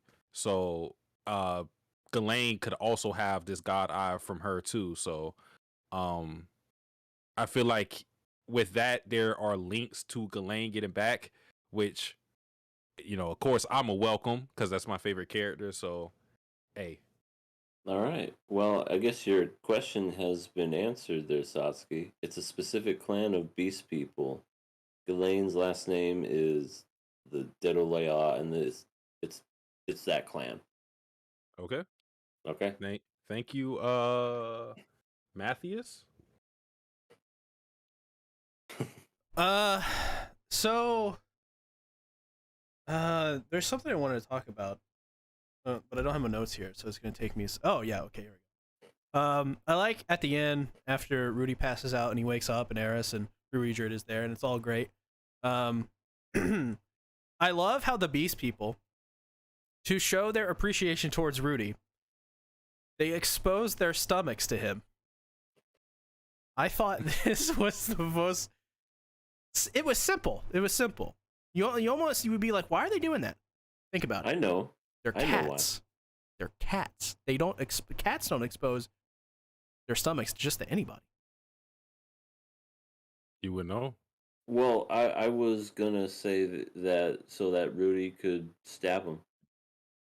Well, they said that they could use them however he wants to. So that's probably an option. But however which way you lean, it doesn't matter. You can use both of us. That's good world building. That like these different races have their own like culture embedded in them with the different languages and the certain quirks and customs that they have. So that's one thing I will always give Mushoku Tensei credit for. They do a lot of great world building and trying to get you immersed in this different world. That's something Isekai do good in general because you kind of have to. But either way, I'm still going to give you credit. That's So, interesting. at the end of the episode, we see Eris's grandfather. He has been sentenced to execution. He's executed for inciting chaos amongst the people and not dealing with the Mana disaster properly. And it's obvious. It seems like he's set up in some way, and he didn't deserve that. I think this is the story thread to hopefully tie everybody back together, and then we can see Gasoline again. I was sad. The freaking loud and obnoxious grandpa died. It was a great hurts. scene, though. It was a Like, great scene. The way they shot that, like with his, where you see like the two windows and his head rolling to the other side. It was a pretty great way to show that scene. Mm-hmm. I like this kid. Like he was like a different version of. He was like a male version of Rudy, who was much older and had a lot more power. That's true. But I think that's why I liked him. It's just because like he could just do the shit that Eris would want to do. Like he had that type of control where like people couldn't really question him. Like he could just like he could just send down like the most stupidest commands and people just like, oh well, he's the boss. I gotta fucking do it. Give me a salad and leave and with no lettuce. You heard the man. Give him that salad. Yeah, like one of my favorite scenes is when he punches his son, and like he's wrong about the situation, but he just fucking punches him, and his son just apologizes. Yeah. Oh my god. So, He was a great guy. what are we giving this episode? I'm passing it. I thought it was good. Well, I said I was gonna if Gasoline wasn't in it, but I have to give it credit. It was a lot better than the previous episode. Ugh. But yeah, I'm gonna pass it. Wow. I want to tell the people who want Mushoku Tensei to be talked about on this podcast, be thankful of the format of this podcast, because if not for the format, I would have not have passed it. But since I'm evaluating this on an episode-to-episode basis, I can't bring my bias from previous episodes into this. Not that I haven't ever done that before, but I'm not going to do it here. This episode was good. I'm not going to say because of my dislike of the other episodes that this should be dropped. So with that being said, because of this specific episode being good, I will pass it. 87% from 47 votes. Incredible. Damn. Gave That the is- show a pass. That is the highest percentage the show has ever gotten. The day we decide to kill this show is the day people are gonna downvote. People this. are going to fucking hate us. Holy shit. I mean, it's only like 22 episodes, so. 8 weeks? So, I mean, I think it's 22. Should be. Well, yeah. So next, let's talk about 86, episode 14? 14. We'll say 14. Let's hope it's 14. Yeah, it's 14. What did you guys think about the episode? No, what did you think of the episode, lover of Vladilena? It didn't have Vladilena in it, but it was a... I know. Surprise! Like, are you feeling okay? Yeah, I'm totally fine. I'm not. Where the fuck is Vadalina? Yeah, where did she go? And Hollow, give it back. I have Ye's soul. He freaking keeps talking about my soul. He said he sold it. Then he said he has it. Now he's talking about... I don't know what he's talking about anymore. Anyway, give it back. Fetch me their souls. Fetch me their souls. I'll swallow your soul. Oh, so you're like Oh, so you're a swallower. what? No, I wasn't gonna say that. I was gonna say soul from Soul Eater, but okay. It's fine. It's fine. Anyways, so yeah, they fucking murdered our boy. They murdered Eugene. Holy crap. They Our murdered boy? that. They killed him. They maimed that man. They made sure that he was as dead as you could make a person be dead, and then they made him more dead. Meh. What do you I mean, man? mean, yeah, I feel the same way. We barely. What did we know about this guy? He was just, Little sister you Nina. know, It's sad. yeah, he had a little sister, but I don't know. Like he was friends with guys that hated the '86, so he was kind of a racist. Yeah, a lot of people are. So is Annette. Yeah, so they get what's coming to him. Yeah, like I'll say like while the episode tried to give you like a more emotional connection to him through his through the scene that we seen with him and Sheen. Like I don't know. I never really felt too keen on this character. He's a new character, so it's really hard for me to get real invested into him when you're thrust into this new season and we're only 3 episodes in it, and even in those 3 episodes, you're not really like in the forefront of everything, you know. Like for me, like the standouts this season, and it's only really one standout for the new season, and it's the Lolly. Like she's Ugh. the standout. Ugh, Like she's the new character that we have to pay attention to. I wish we didn't. I love Yeah. Frederica. What's wrong with Frederica? She's I'm- annoying. See, I feel like we all have different opinions. Based on what how C replied to that, I feel like C likes her. She's EA adorable. doesn't like her, and I'm kind of like indifferent on her. So it's like She we got is different going. opinions. Freaking yeah. We already know what's gonna happen. She's gonna betray the '86, and it's gonna be her fault. And I'm going to tell both of y'all I was right to not like her from the beginning. Listen, Frederica would never do that. Her and Oh. Shin, they're growing close to one another. They're becoming brother and sister. It's adorable. We love to see it. She's adorable. I don't have any strong opinions on her yet. Like I do kind of find her. I found her more annoying in this episode than the other episodes. I don't know why. She I don't know why. said her job was a mascot. Yeah, she's the goddess Well, of victory. She's they there. also said that she was a hostage. God. So what is she? A mascot or a slave? You know, it's just, Well, that no, doesn't- she chose to do this. It's an old custom of Giad to basically have these children be in these groups so that the soldiers will fight harder. Why? Why She- is that a thing?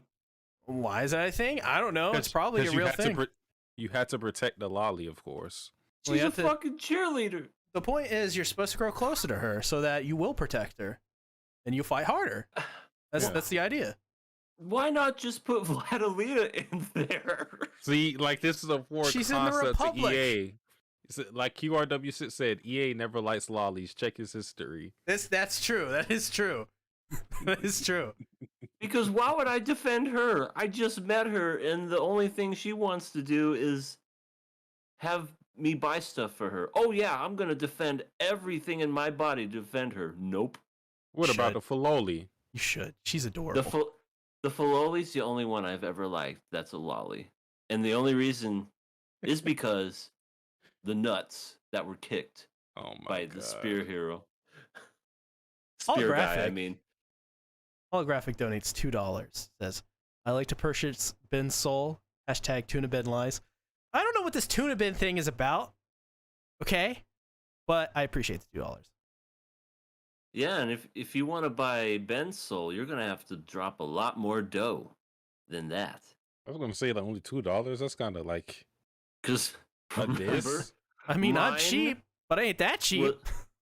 mine was 50. I can imagine what Ben's soul is worth? 500. But what is the cost of our souls?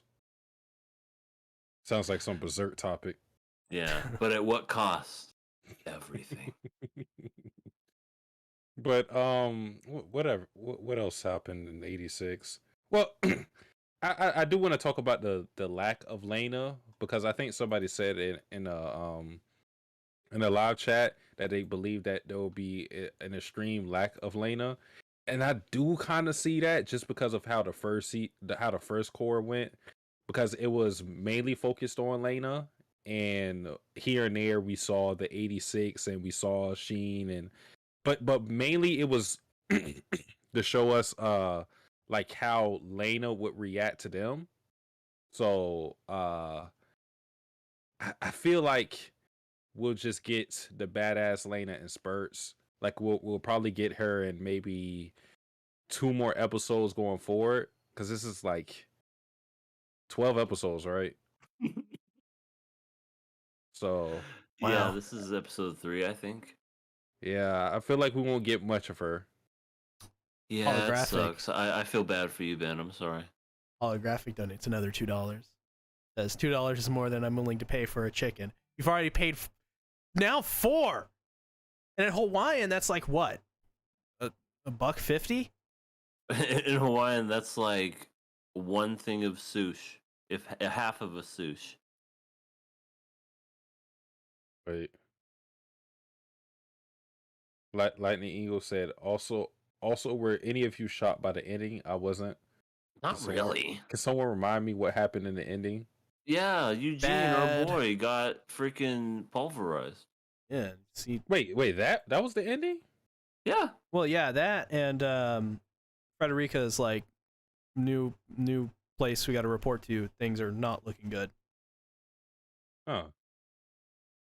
But yeah, I wasn't really shocked by his. I already knew he had a death flag on him as soon as he started having that conversation with Sheen. I was like, yeah, you're gonna fucking Here's my beautiful sister. Yep. Isn't she just great? Exactly. He just choked. Exactly. He just choked on his food right there in the the cafeteria.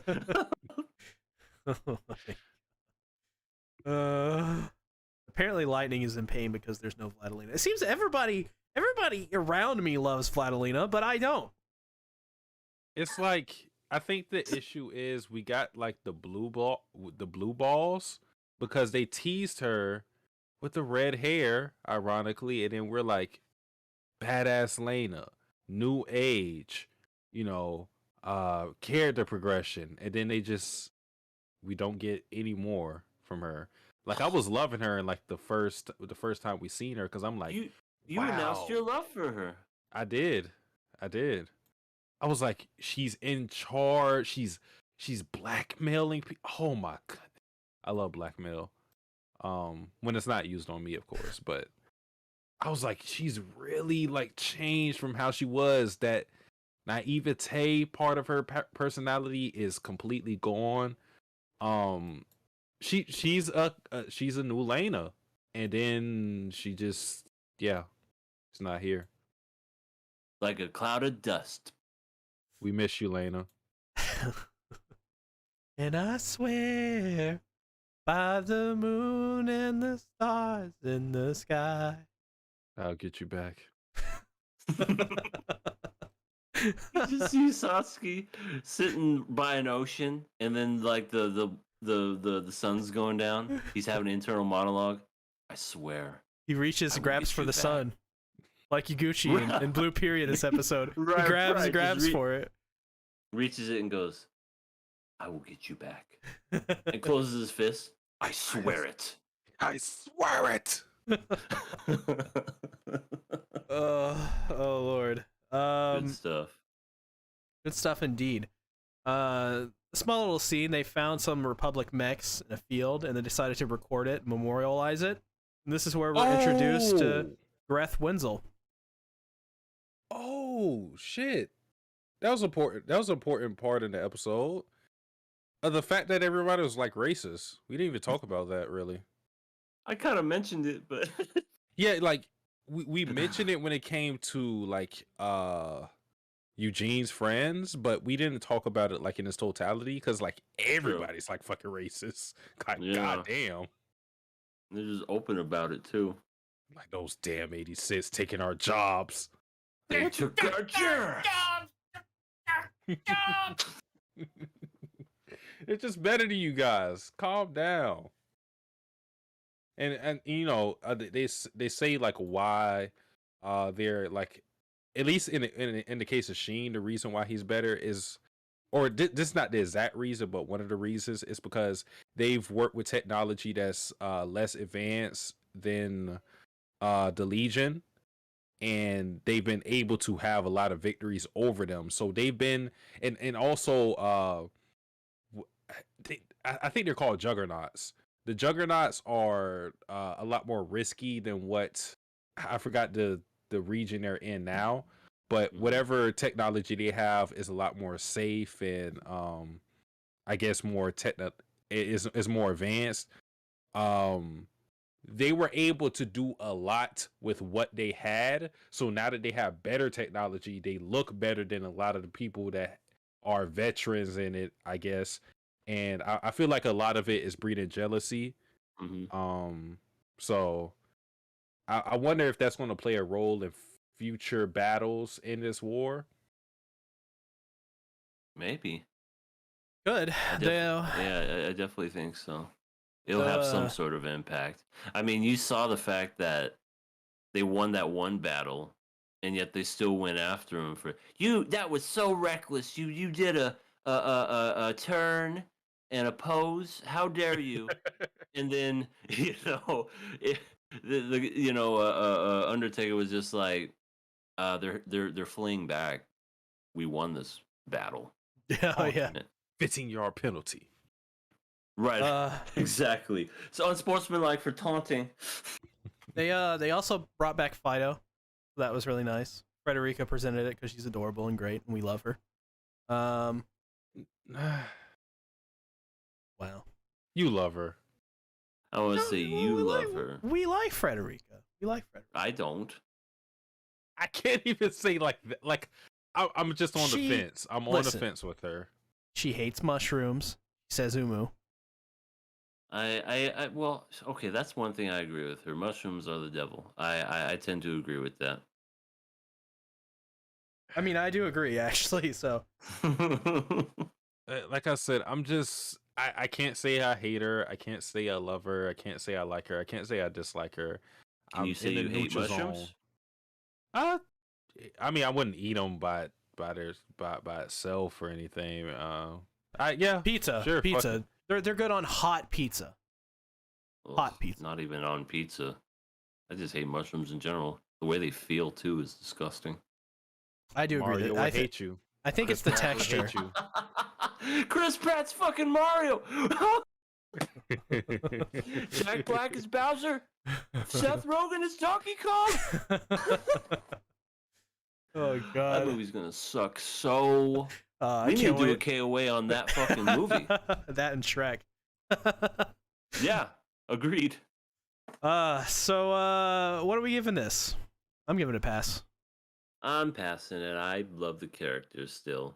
When Frederica comes to just destroy everything and it's all her fault, I'll be there to say I was right. Well, yeah. I won't deny something like that being a possibility. I was kind of like, I didn't think this episode was like too great. It was a more mellow episode to me. I don't like calling episodes setups because I feel like setup is a word that's overutilized, but yeah, I just feel like this episode was more of a bridge to greater things to happen. So while I wasn't too high on it, I'll give it a pass. Not a courtesy one, just regular pass. Scarlet Disaster wanted me to put up a poll to see if the chat loves Frederica or not. So as that is rolling in. Ooh, I like to know so far. Good job, guys. The world has turned its back on me. So we're ending out the normal part of the show. Now we're going to enter into Nakama Club, where we're going to be talking Yeah, yeah. And we're going to be talking about Berserk 1997 episodes 23 and 24, which is the penultimate episodes of Berserk, and also the penultimate episodes of Odd Taxi, episodes 11 and 12. So let's go ahead and get right into that. EA, Yes. tell us, what did you think about episodes 23 and 24 of Berserk? So, yeah, I've always known that there was going to be some sort of, I don't know, like, I guess you'd call it like a twist or some kind of weird demonic thing that would happen, because obviously the first episode we're introduced to it right away, and then the second episode it goes boom into a flashback. So now that we finally are, I guess, just about caught up with everything, all I can say is holy fucking shit. That was crazy. Like, luck luckily the Bailiff was there for Griffith to get, and that, you know, he didn't happen to fall somewhere else. But that's neither here nor there. Yeah, when the Bailiff turned into a face, that was just like, whoa. I knew it looked like a face, and then just all the body parts just merged into one whole face and started crying blood, and then everything around everybody was turning into a land of faces, and then the sky turned dark, and a naked woman came out of the ground that's like 1,000 feet tall. Yeah, she did. She was Slain. hot. I'm not gonna lie. I was Yeah. like, damn, who is this? Can I get to know you? Hell yeah. But, Slain. Her name is Slain, the whore of the uterine sea. Bad is that really translation, her by the way. name? Well, Band of the Hawk. If you've read the Band of the Hawk translation, you know what's up. But you can go with Slon or Slain, Slain. whichever one. Okay. So she pops up, and then all these weird, disfigured other things pop out and just start talking. And then, I guess it's like the leader, where you see, it almost reminds me of like Mars Attacks mixed with broccoli, because he just looked like just weird and had no mouth and just, well, he had a mouth, but no lips, and you just saw his teeth and everything. And just the whole conversation that he was having with Griffith, just like, you've always wanted this path, you get to choose. And here's a flashback of what happened. And personally, I think they influenced that flashback, if I'm being completely honest. But because Griffith, you know, he's not the same person who he was. He's shriveled up, and I guess before that they also rescued Griffith and saved him. They did kind of capture him a little bit, and then Guts just came up and stabbed the guy, even though they had all their arrows pointed at him. Fire archers! That in itself was stupid, but can I also say like how his plan to expose Griffith was stupid? Like, even if you frame it in a way of, oh, he wanted to break their morale, you're using him as a fucking hostage. Why would you show them that he's a useless hostage? That is stupid. Right. No, I tend to agree. Like, that whole scene was just kind of just weird. I agree. But then, like, you know, back to all that other stuff that happened, it was just insane. And yeah, Griffith made the choice, I guess, to become a new demon king. I don't know how or what's going to happen next, because the next episode is going to be the last episode. And I'm just like confused, but also like intrigued. And I can imagine just how, when people were reading the manga for the first time, how they probably just went through a what the fuck transition just when that first happened, because I can only imagine, you're just reading, oh, horses, oh, knights, oh, this is kind of cool. What are these faces? What the fuck? Huh? What is this? But yeah, that was really cool. That was really interesting, and I cannot wait to see what happens in the last episode, and I guess the movie if I choose to Oh, watch you got that. you gotta for sure. It has Okay, it to me. that in the movie then. It has the rest of the Golden Age arc that they don't adapt.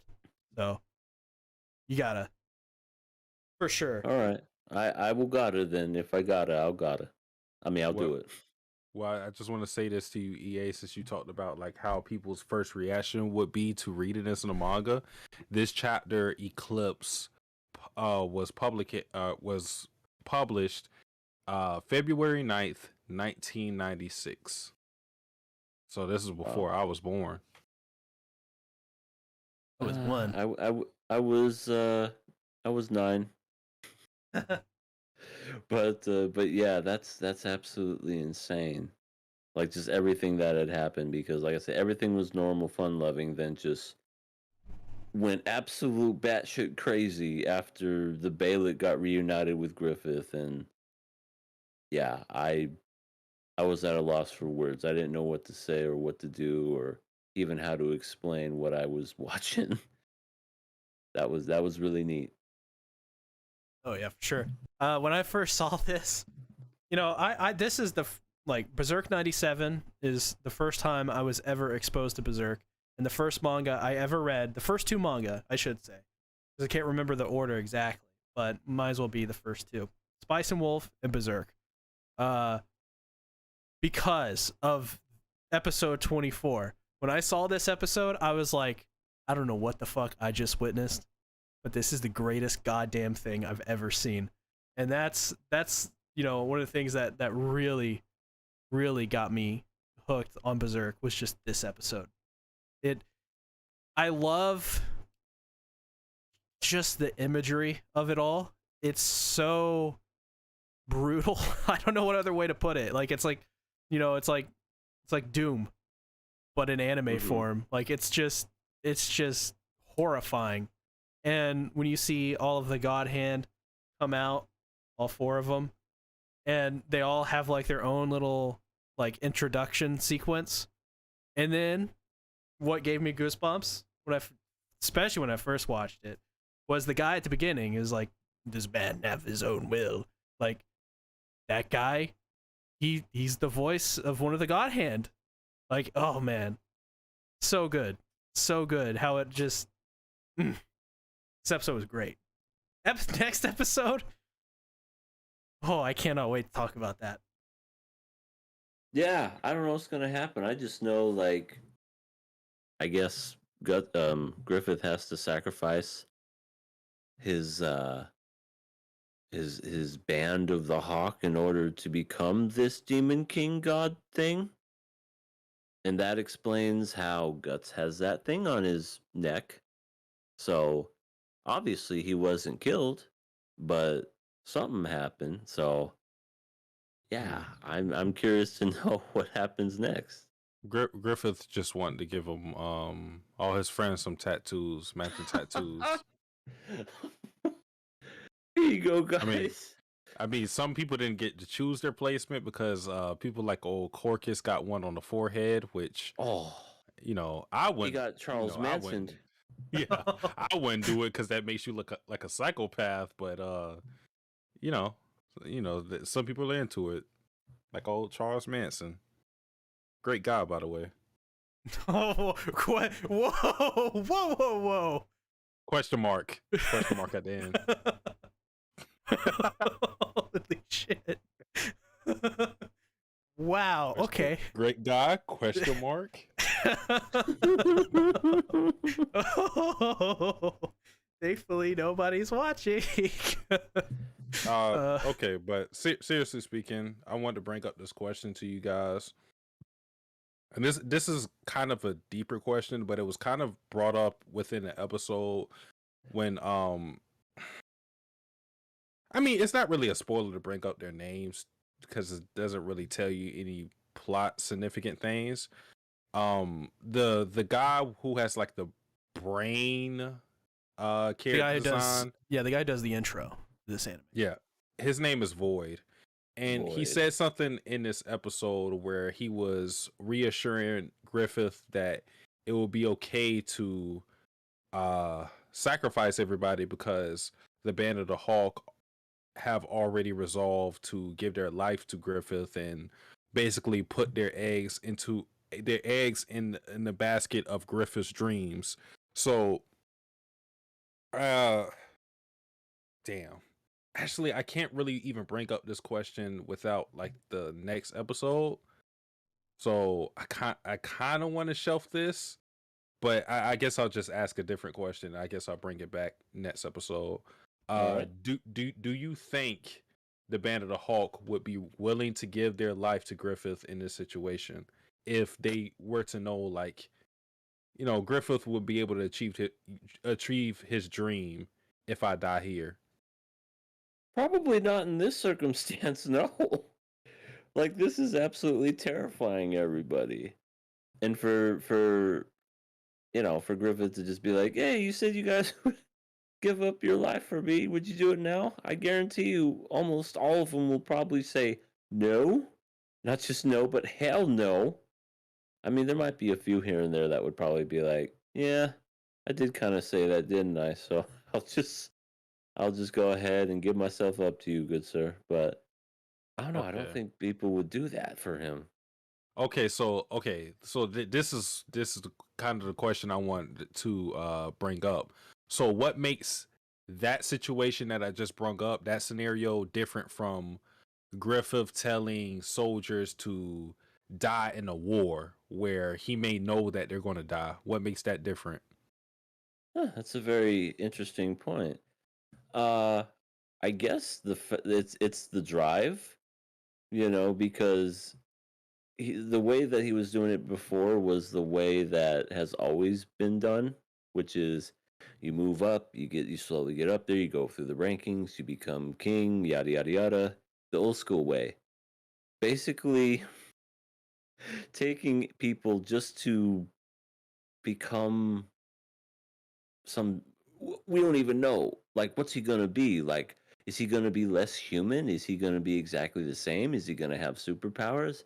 It's all, and then what's he gonna do when he has that power? Is he going to, like, destroy the kingdom? I mean, yeah, I guess he could become king, but is he gonna, I don't know, be happy, or just it'll be some weird kind of rule? I don't know what's gonna happen, but I think it's the way he's doing it that is more like, I understand what you're saying, because essentially you're saying that they would be doing the same to, like, kind of give him that goal and achieve it and whatnot, but Mm-hmm. I just don't think the way he's going about it is, it's not humane. You're basically forcing, it's like lining up a bunch of people to die for you and kill them right then and there versus doing it valiantly for you on the battlefield. I guess is a way of doing it. It's like, yeah, there's a certain way to do it, and I don't think they would give their lives up that way in order to help him achieve his goal. Yeah. Real question. I mean, that was a great question, Satsuki. Real question. Smash or pass Slane? Oh my God, who's passing? Smash. Who's passing? I'm gonna ask the Look, chat too. literally the second I saw her, I was like, I don't know who this lady is. She's 1,000 feet tall, but I want to get Tall to lady. yeah, I was just like, hey, how you doing? Like, you would have to be like the weakest guy to pass Lane. You have I to mean, not even like a weak in like physical, like just mentally. Like, what is stopping you from smashing Lane? I mean, Like, she does have get it- penetrated in this series. So well, also, how is that even possible? A woman her size, you would literally just have to, like, walk in and then walk out. I'm figuring something out. listen, yeah, you gotta read Berserk. You gotta read it. Holy shit. I think I might after this. I think I might actually have to after all this. Like, I have to know your thoughts on so many things. All right, you got it. I think, like I said, I think I might be interested in doing so. Wow, so far 100% smash for Slay. This is great. Good job, guys. Hey, I never doubted him for a second. You know, we get a lot of slaying, even in the animes. So it's all good. She's definitely the most. She's the most. She has the most appearances out of the God Hand, I believe. The only person that could rival her is Void. Wow. So yeah, it kind of reflects in how like they show up, because Slane is like the first person you see and Void is the last person you see. So before we move on, Ash Ketchum makes an appearance in this episode, or episode 23. Freaking Griffith as a child. That's so her voice. That's Ash Ketchum. Hey guys, wait up! I'm like, that's Ash Ketchum. Yeah, it's by the Pokemon Studio. So we have Misty and Ash in this series. That's so great. Ash, you bastard! What have you done? Yeah, Ash Ketchum sacrifices his friends. You were supposed to treat your Pokemon as friends. What have you done? You were the chosen one. Pika Pika. You were supposed to catch them all, not destroy them. Like that. Ash is just an asshole. Oh my god. Holy shit. I know, he's been doing his thing for like 20, 25, almost 30 years, and he's still movie 10. Movie poster. You were supposed to catch them all, not destroy them.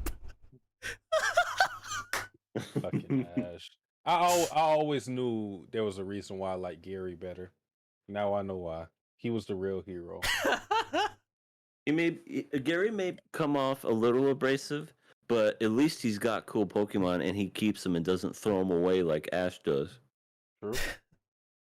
Master of the Elements on Twitch says the one and only person who views his streams from Twitch. Hello? You're the only one. Hello. Are you truly the master of all elements, though?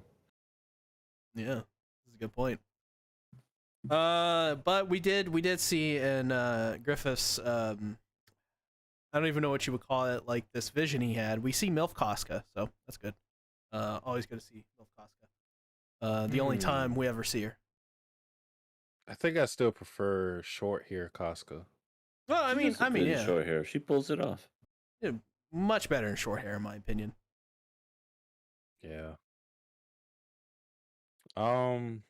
This episode was really slow paced, and I think that's something I appreciate about the anime is that it like really lets you get into the scenes, because a lot of what was happening in this episode was a lot of reaction faces and the spectacle of the God Hand, because I want to say for like a good 2 minutes of the episode, you're just like seeing the God Hand, and what the translation of that or the equivalent of that would be like, you know, a couple of manga panels. It wouldn't take up the whole fucking chapter, you know what I'm saying? So but like I said, it gets you really immersed in like, oh shit, we've never seen anything like this before. Like, they're clearly different from the run-of-the-mill demons that we've been seeing up to this point in what we call the eclipse. So they really gave you that sense of dread and despair when they came through. Yep. Crazy. For sure. Anything else you guys want to talk about before we move on to No. Oh, I'm so looking forward to the next episode and possibly the movie. Oh, hell yeah, the movie. Gotta watch that movie. Don't you find it ironic that first of all, they're called the God Hand, and the fact that Griffith was the White Knight and he's seemingly going to sacrifice his friends in the attempt to, you know, get this kingdom that he sought out. I mean, I guess it is ironic, but the day that Guts left and he decided to have sex with the princess, I lost all respect for him. So When you I left, kind of, I lost a part of me. It was I guess I because of you. right, and it's just like that. Just I don't know. To me, that just showed Griffith's resolve right then and there. Like the guy talked a big game, but at the end of the day, he was a coward, and he only cared about himself, and he didn't mean what he said. I think it just changed. You know what? Because kind of what Gut said in this episode, like you know, it's something that you can apply to real life. It's the fact that he didn't really know what he had until he lost it, Mm, and that's I true. think that's the same thing with Griffith. Yeah. Well, let's move right on to Odd Taxi episodes 11 and 12, the penultimate episodes. Hot damn! Much like the hot stepper. Uh, wow. These What did episodes. What did you think? I mean, okay. So it just all came together there, like in episode 12. Like, holy crap! I don't even know where to start. I think the stuff with the Skull Mask guy. I've already forgotten his actual name. But he figures out that Dobo is Ditch. By the way, that whole scene where they figure out that Dobo is Ditch 11 is the weirdest scene, like in terms of their dialogue. Because Dobu, like, he's like, "Where'd you get that eraser?" He's like, "I don't know."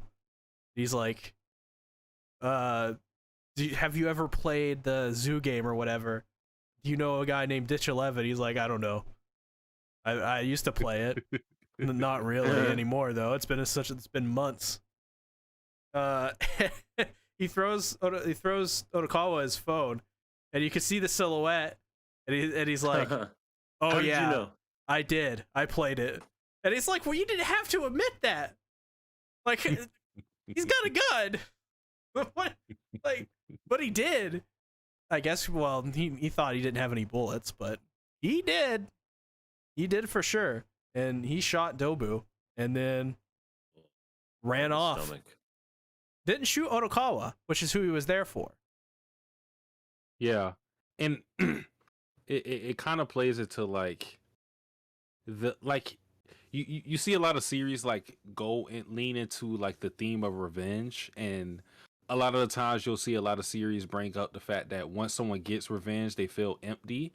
And not that Tanaka got his revenge, but even he, like, in doing all the stuff that he was doing, you know, like shooting out his windows and, you know, kind of terrorizing him, even he realized, like, this is kind of pointless. Like, I'm not going to get anything out of this revenge, but I still want something. He didn't really know what he wanted, but he wanted something. So he just asked for an apology, like something simple. And I don't know if he would have walked away from it, if he would have got the apology and he didn't see the eraser and didn't bring up the whole plot point of, you know, Ditch 11 finessing him out of the stuff that he felt that he was entitled to. I don't know if he would have just left things like as they were, but I thought it was kind of interesting how he sought revenge, but he still knew that he wasn't going to get anything out of it. Right. What I thought was pretty neat. I don't know if it has anything to do with a tie-in or whatnot, but the exact number, as far as like yen that was in the car was 100,000, and that was the same number that he bet on that same eraser. I didn't catch that. Was it 100? I thought that was the same number, which, like I said, I don't know if that has any kind of like sort of parallels to it. The fact that that same money that he lost, he found, and he also found that eraser at the same time. So at the end, he got kind of what he wanted originally all those years ago, but then, you know, just shot the dude in the stomach. But if I'm messing up the numbers, then that's my bad. But I thought that was, I thought maybe that was some kind of like correlation between the two. No, I mean it was definitely 100,000 that was in the briefcase. Well, not in that van. In that van, it was 900,000. But Okay, but in the I know there original, was like one that was left. yeah, in the original, the one they use as the decoy, it was 100,000. Oh, that's what it was. Okay, all right. Yeah. I'm just thinking out my butt then. But yeah, no, God, there's the stuff with the police brothers and how that ended, where the brother was disappointed in what his brother did, but at the same time, like, he's gonna have to arrest him, Mm-hmm. and he's gonna bring him to justice, but he wishes that justice would forgive him, even though he will. I thought that was so beautiful. It's just so sad. And then it got even sadder when he picks his brother up and he's like, "Let's go arrest these dudes." It's like, damn. Like, they single-handedly, I don't think they exactly redeemed his character, at least yet. We'll see what happens in the next episode. But they made me at least more sympathetic to the bad cop's story and his character. And it was just really great stuff because, in the first couple episodes, I thought, this cop is crooked and I don't like this cop. But because of his relationship with his brother and, the reasons that he decided to, to work for them, it's all very sad. And it made me feel for him. Just a regular, hardworking dude went down the wrong path. And that was it. Yeah. That was his crime. I feel like it's a very cheap way, and I don't mean cheap as in a bad thing. It's just like easy. An easy way to make me feel for a character is like you bring in a sibling love aspect of it is real relatable for me.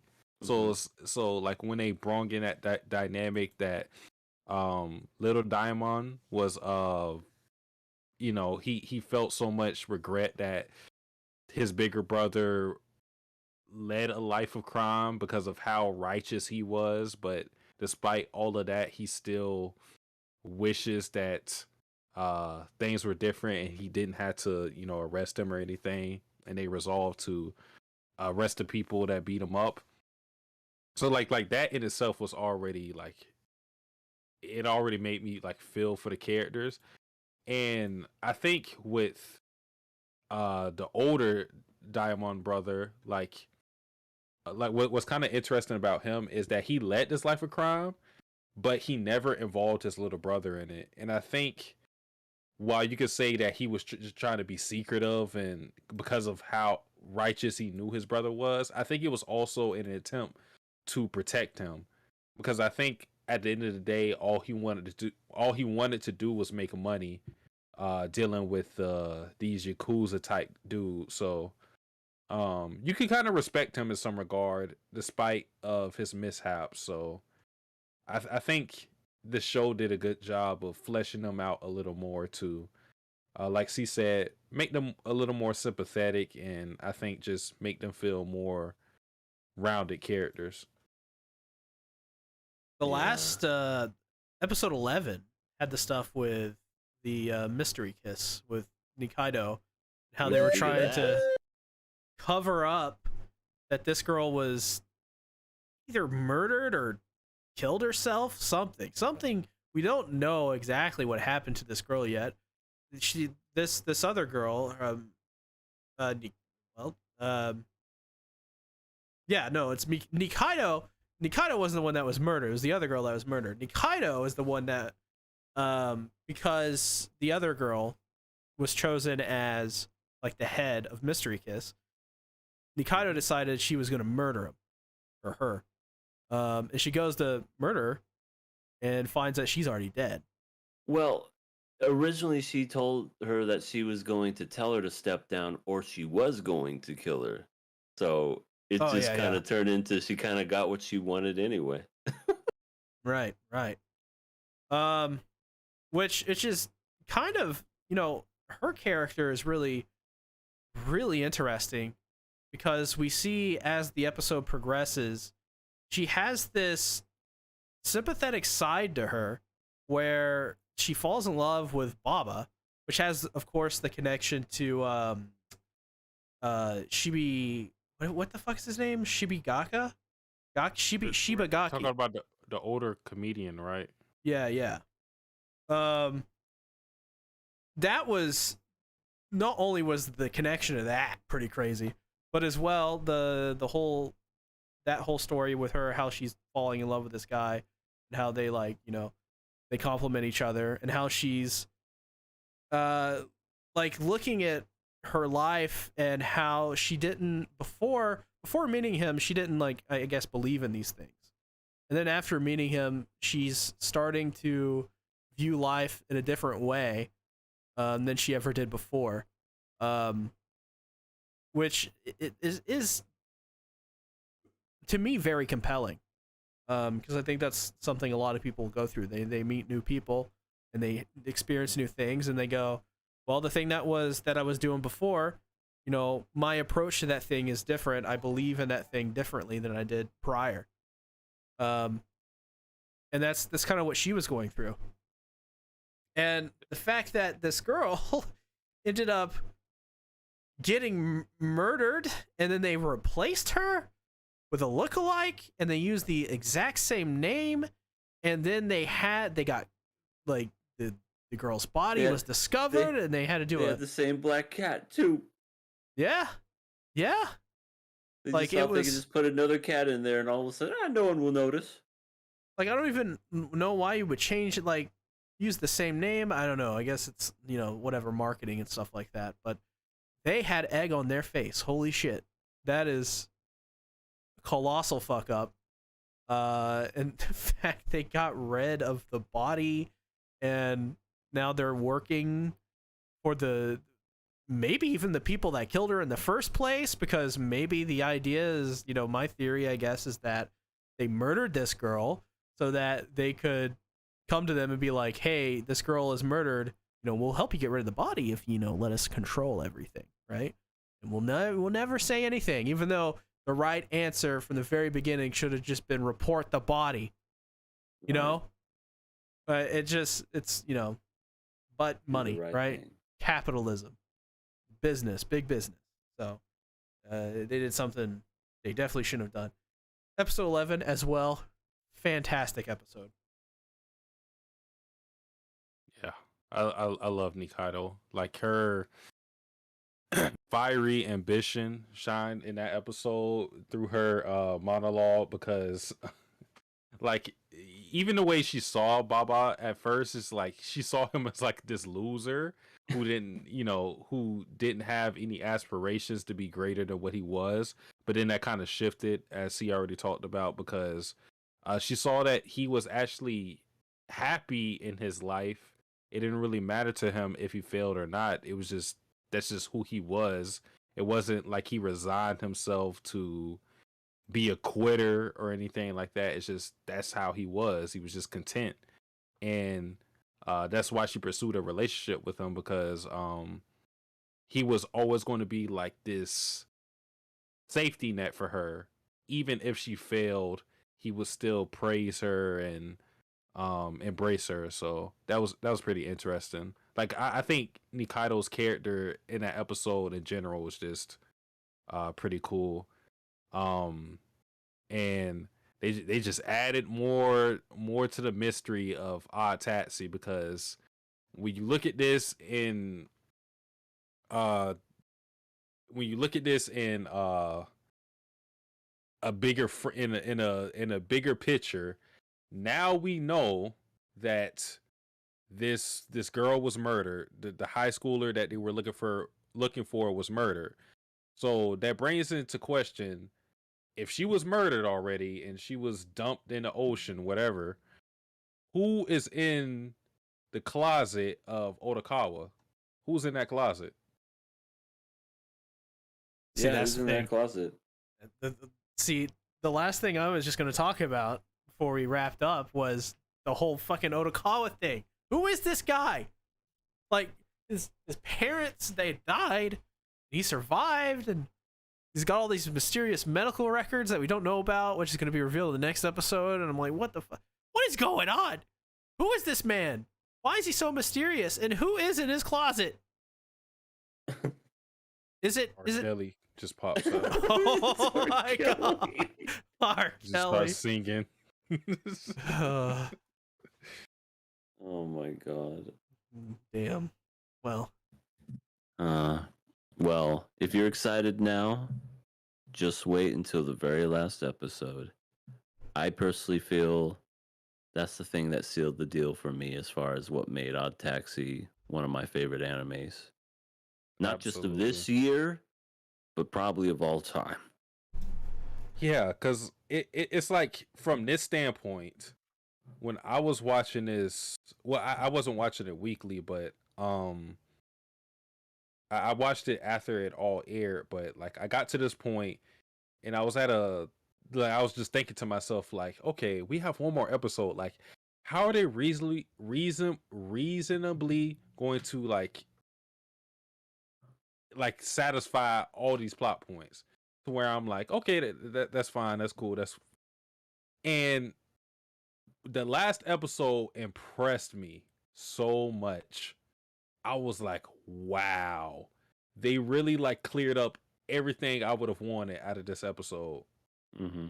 And I usually don't get that, especially like looking at that standpoint where I'm like, there's a lot of things you got to do, and you only got one more episode to do it. How exactly are you going to do it? Odd Taxi found a way. Yeah, I can't wait till we get to finally talk about it as KOA. Can't wait. Yeah. Well, that's gonna happen next week, guys. Where can they find you? Well, hello, it's me, Everything Animated. If you're following me from Demon Slayer podcast yesterday, I said I'd tell you tomorrow. Well, here I am. You can find me on over at Everything Animated. Haven't done nothing in a while. Kinda been chilling, chillaxing, doing this podcast thing. Twitch, you can follow me there. Need to get my ass back on it. And of course, the All Elite Couple. Been slacking on all my channels, so to speak, but gonna try to get back to it. And yeah, I will see you guys there on those channels. Satsuki the Savage. Hey, the Sasuke the Savage here. I'm probably going to slow down a lot on my main channel, and I mean, can't slow down a channel that hasn't like done anything with my reaction channel. So don't expect anything. Busy in life, so yeah.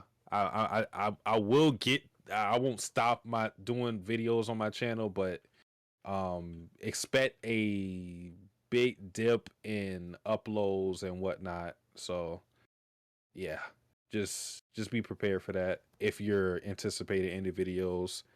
That's all I really want to say. Follow all these people. They're amazing. And we'll see you guys next week. Thanks for coming out. Have a good night, y'all. Bye-bye.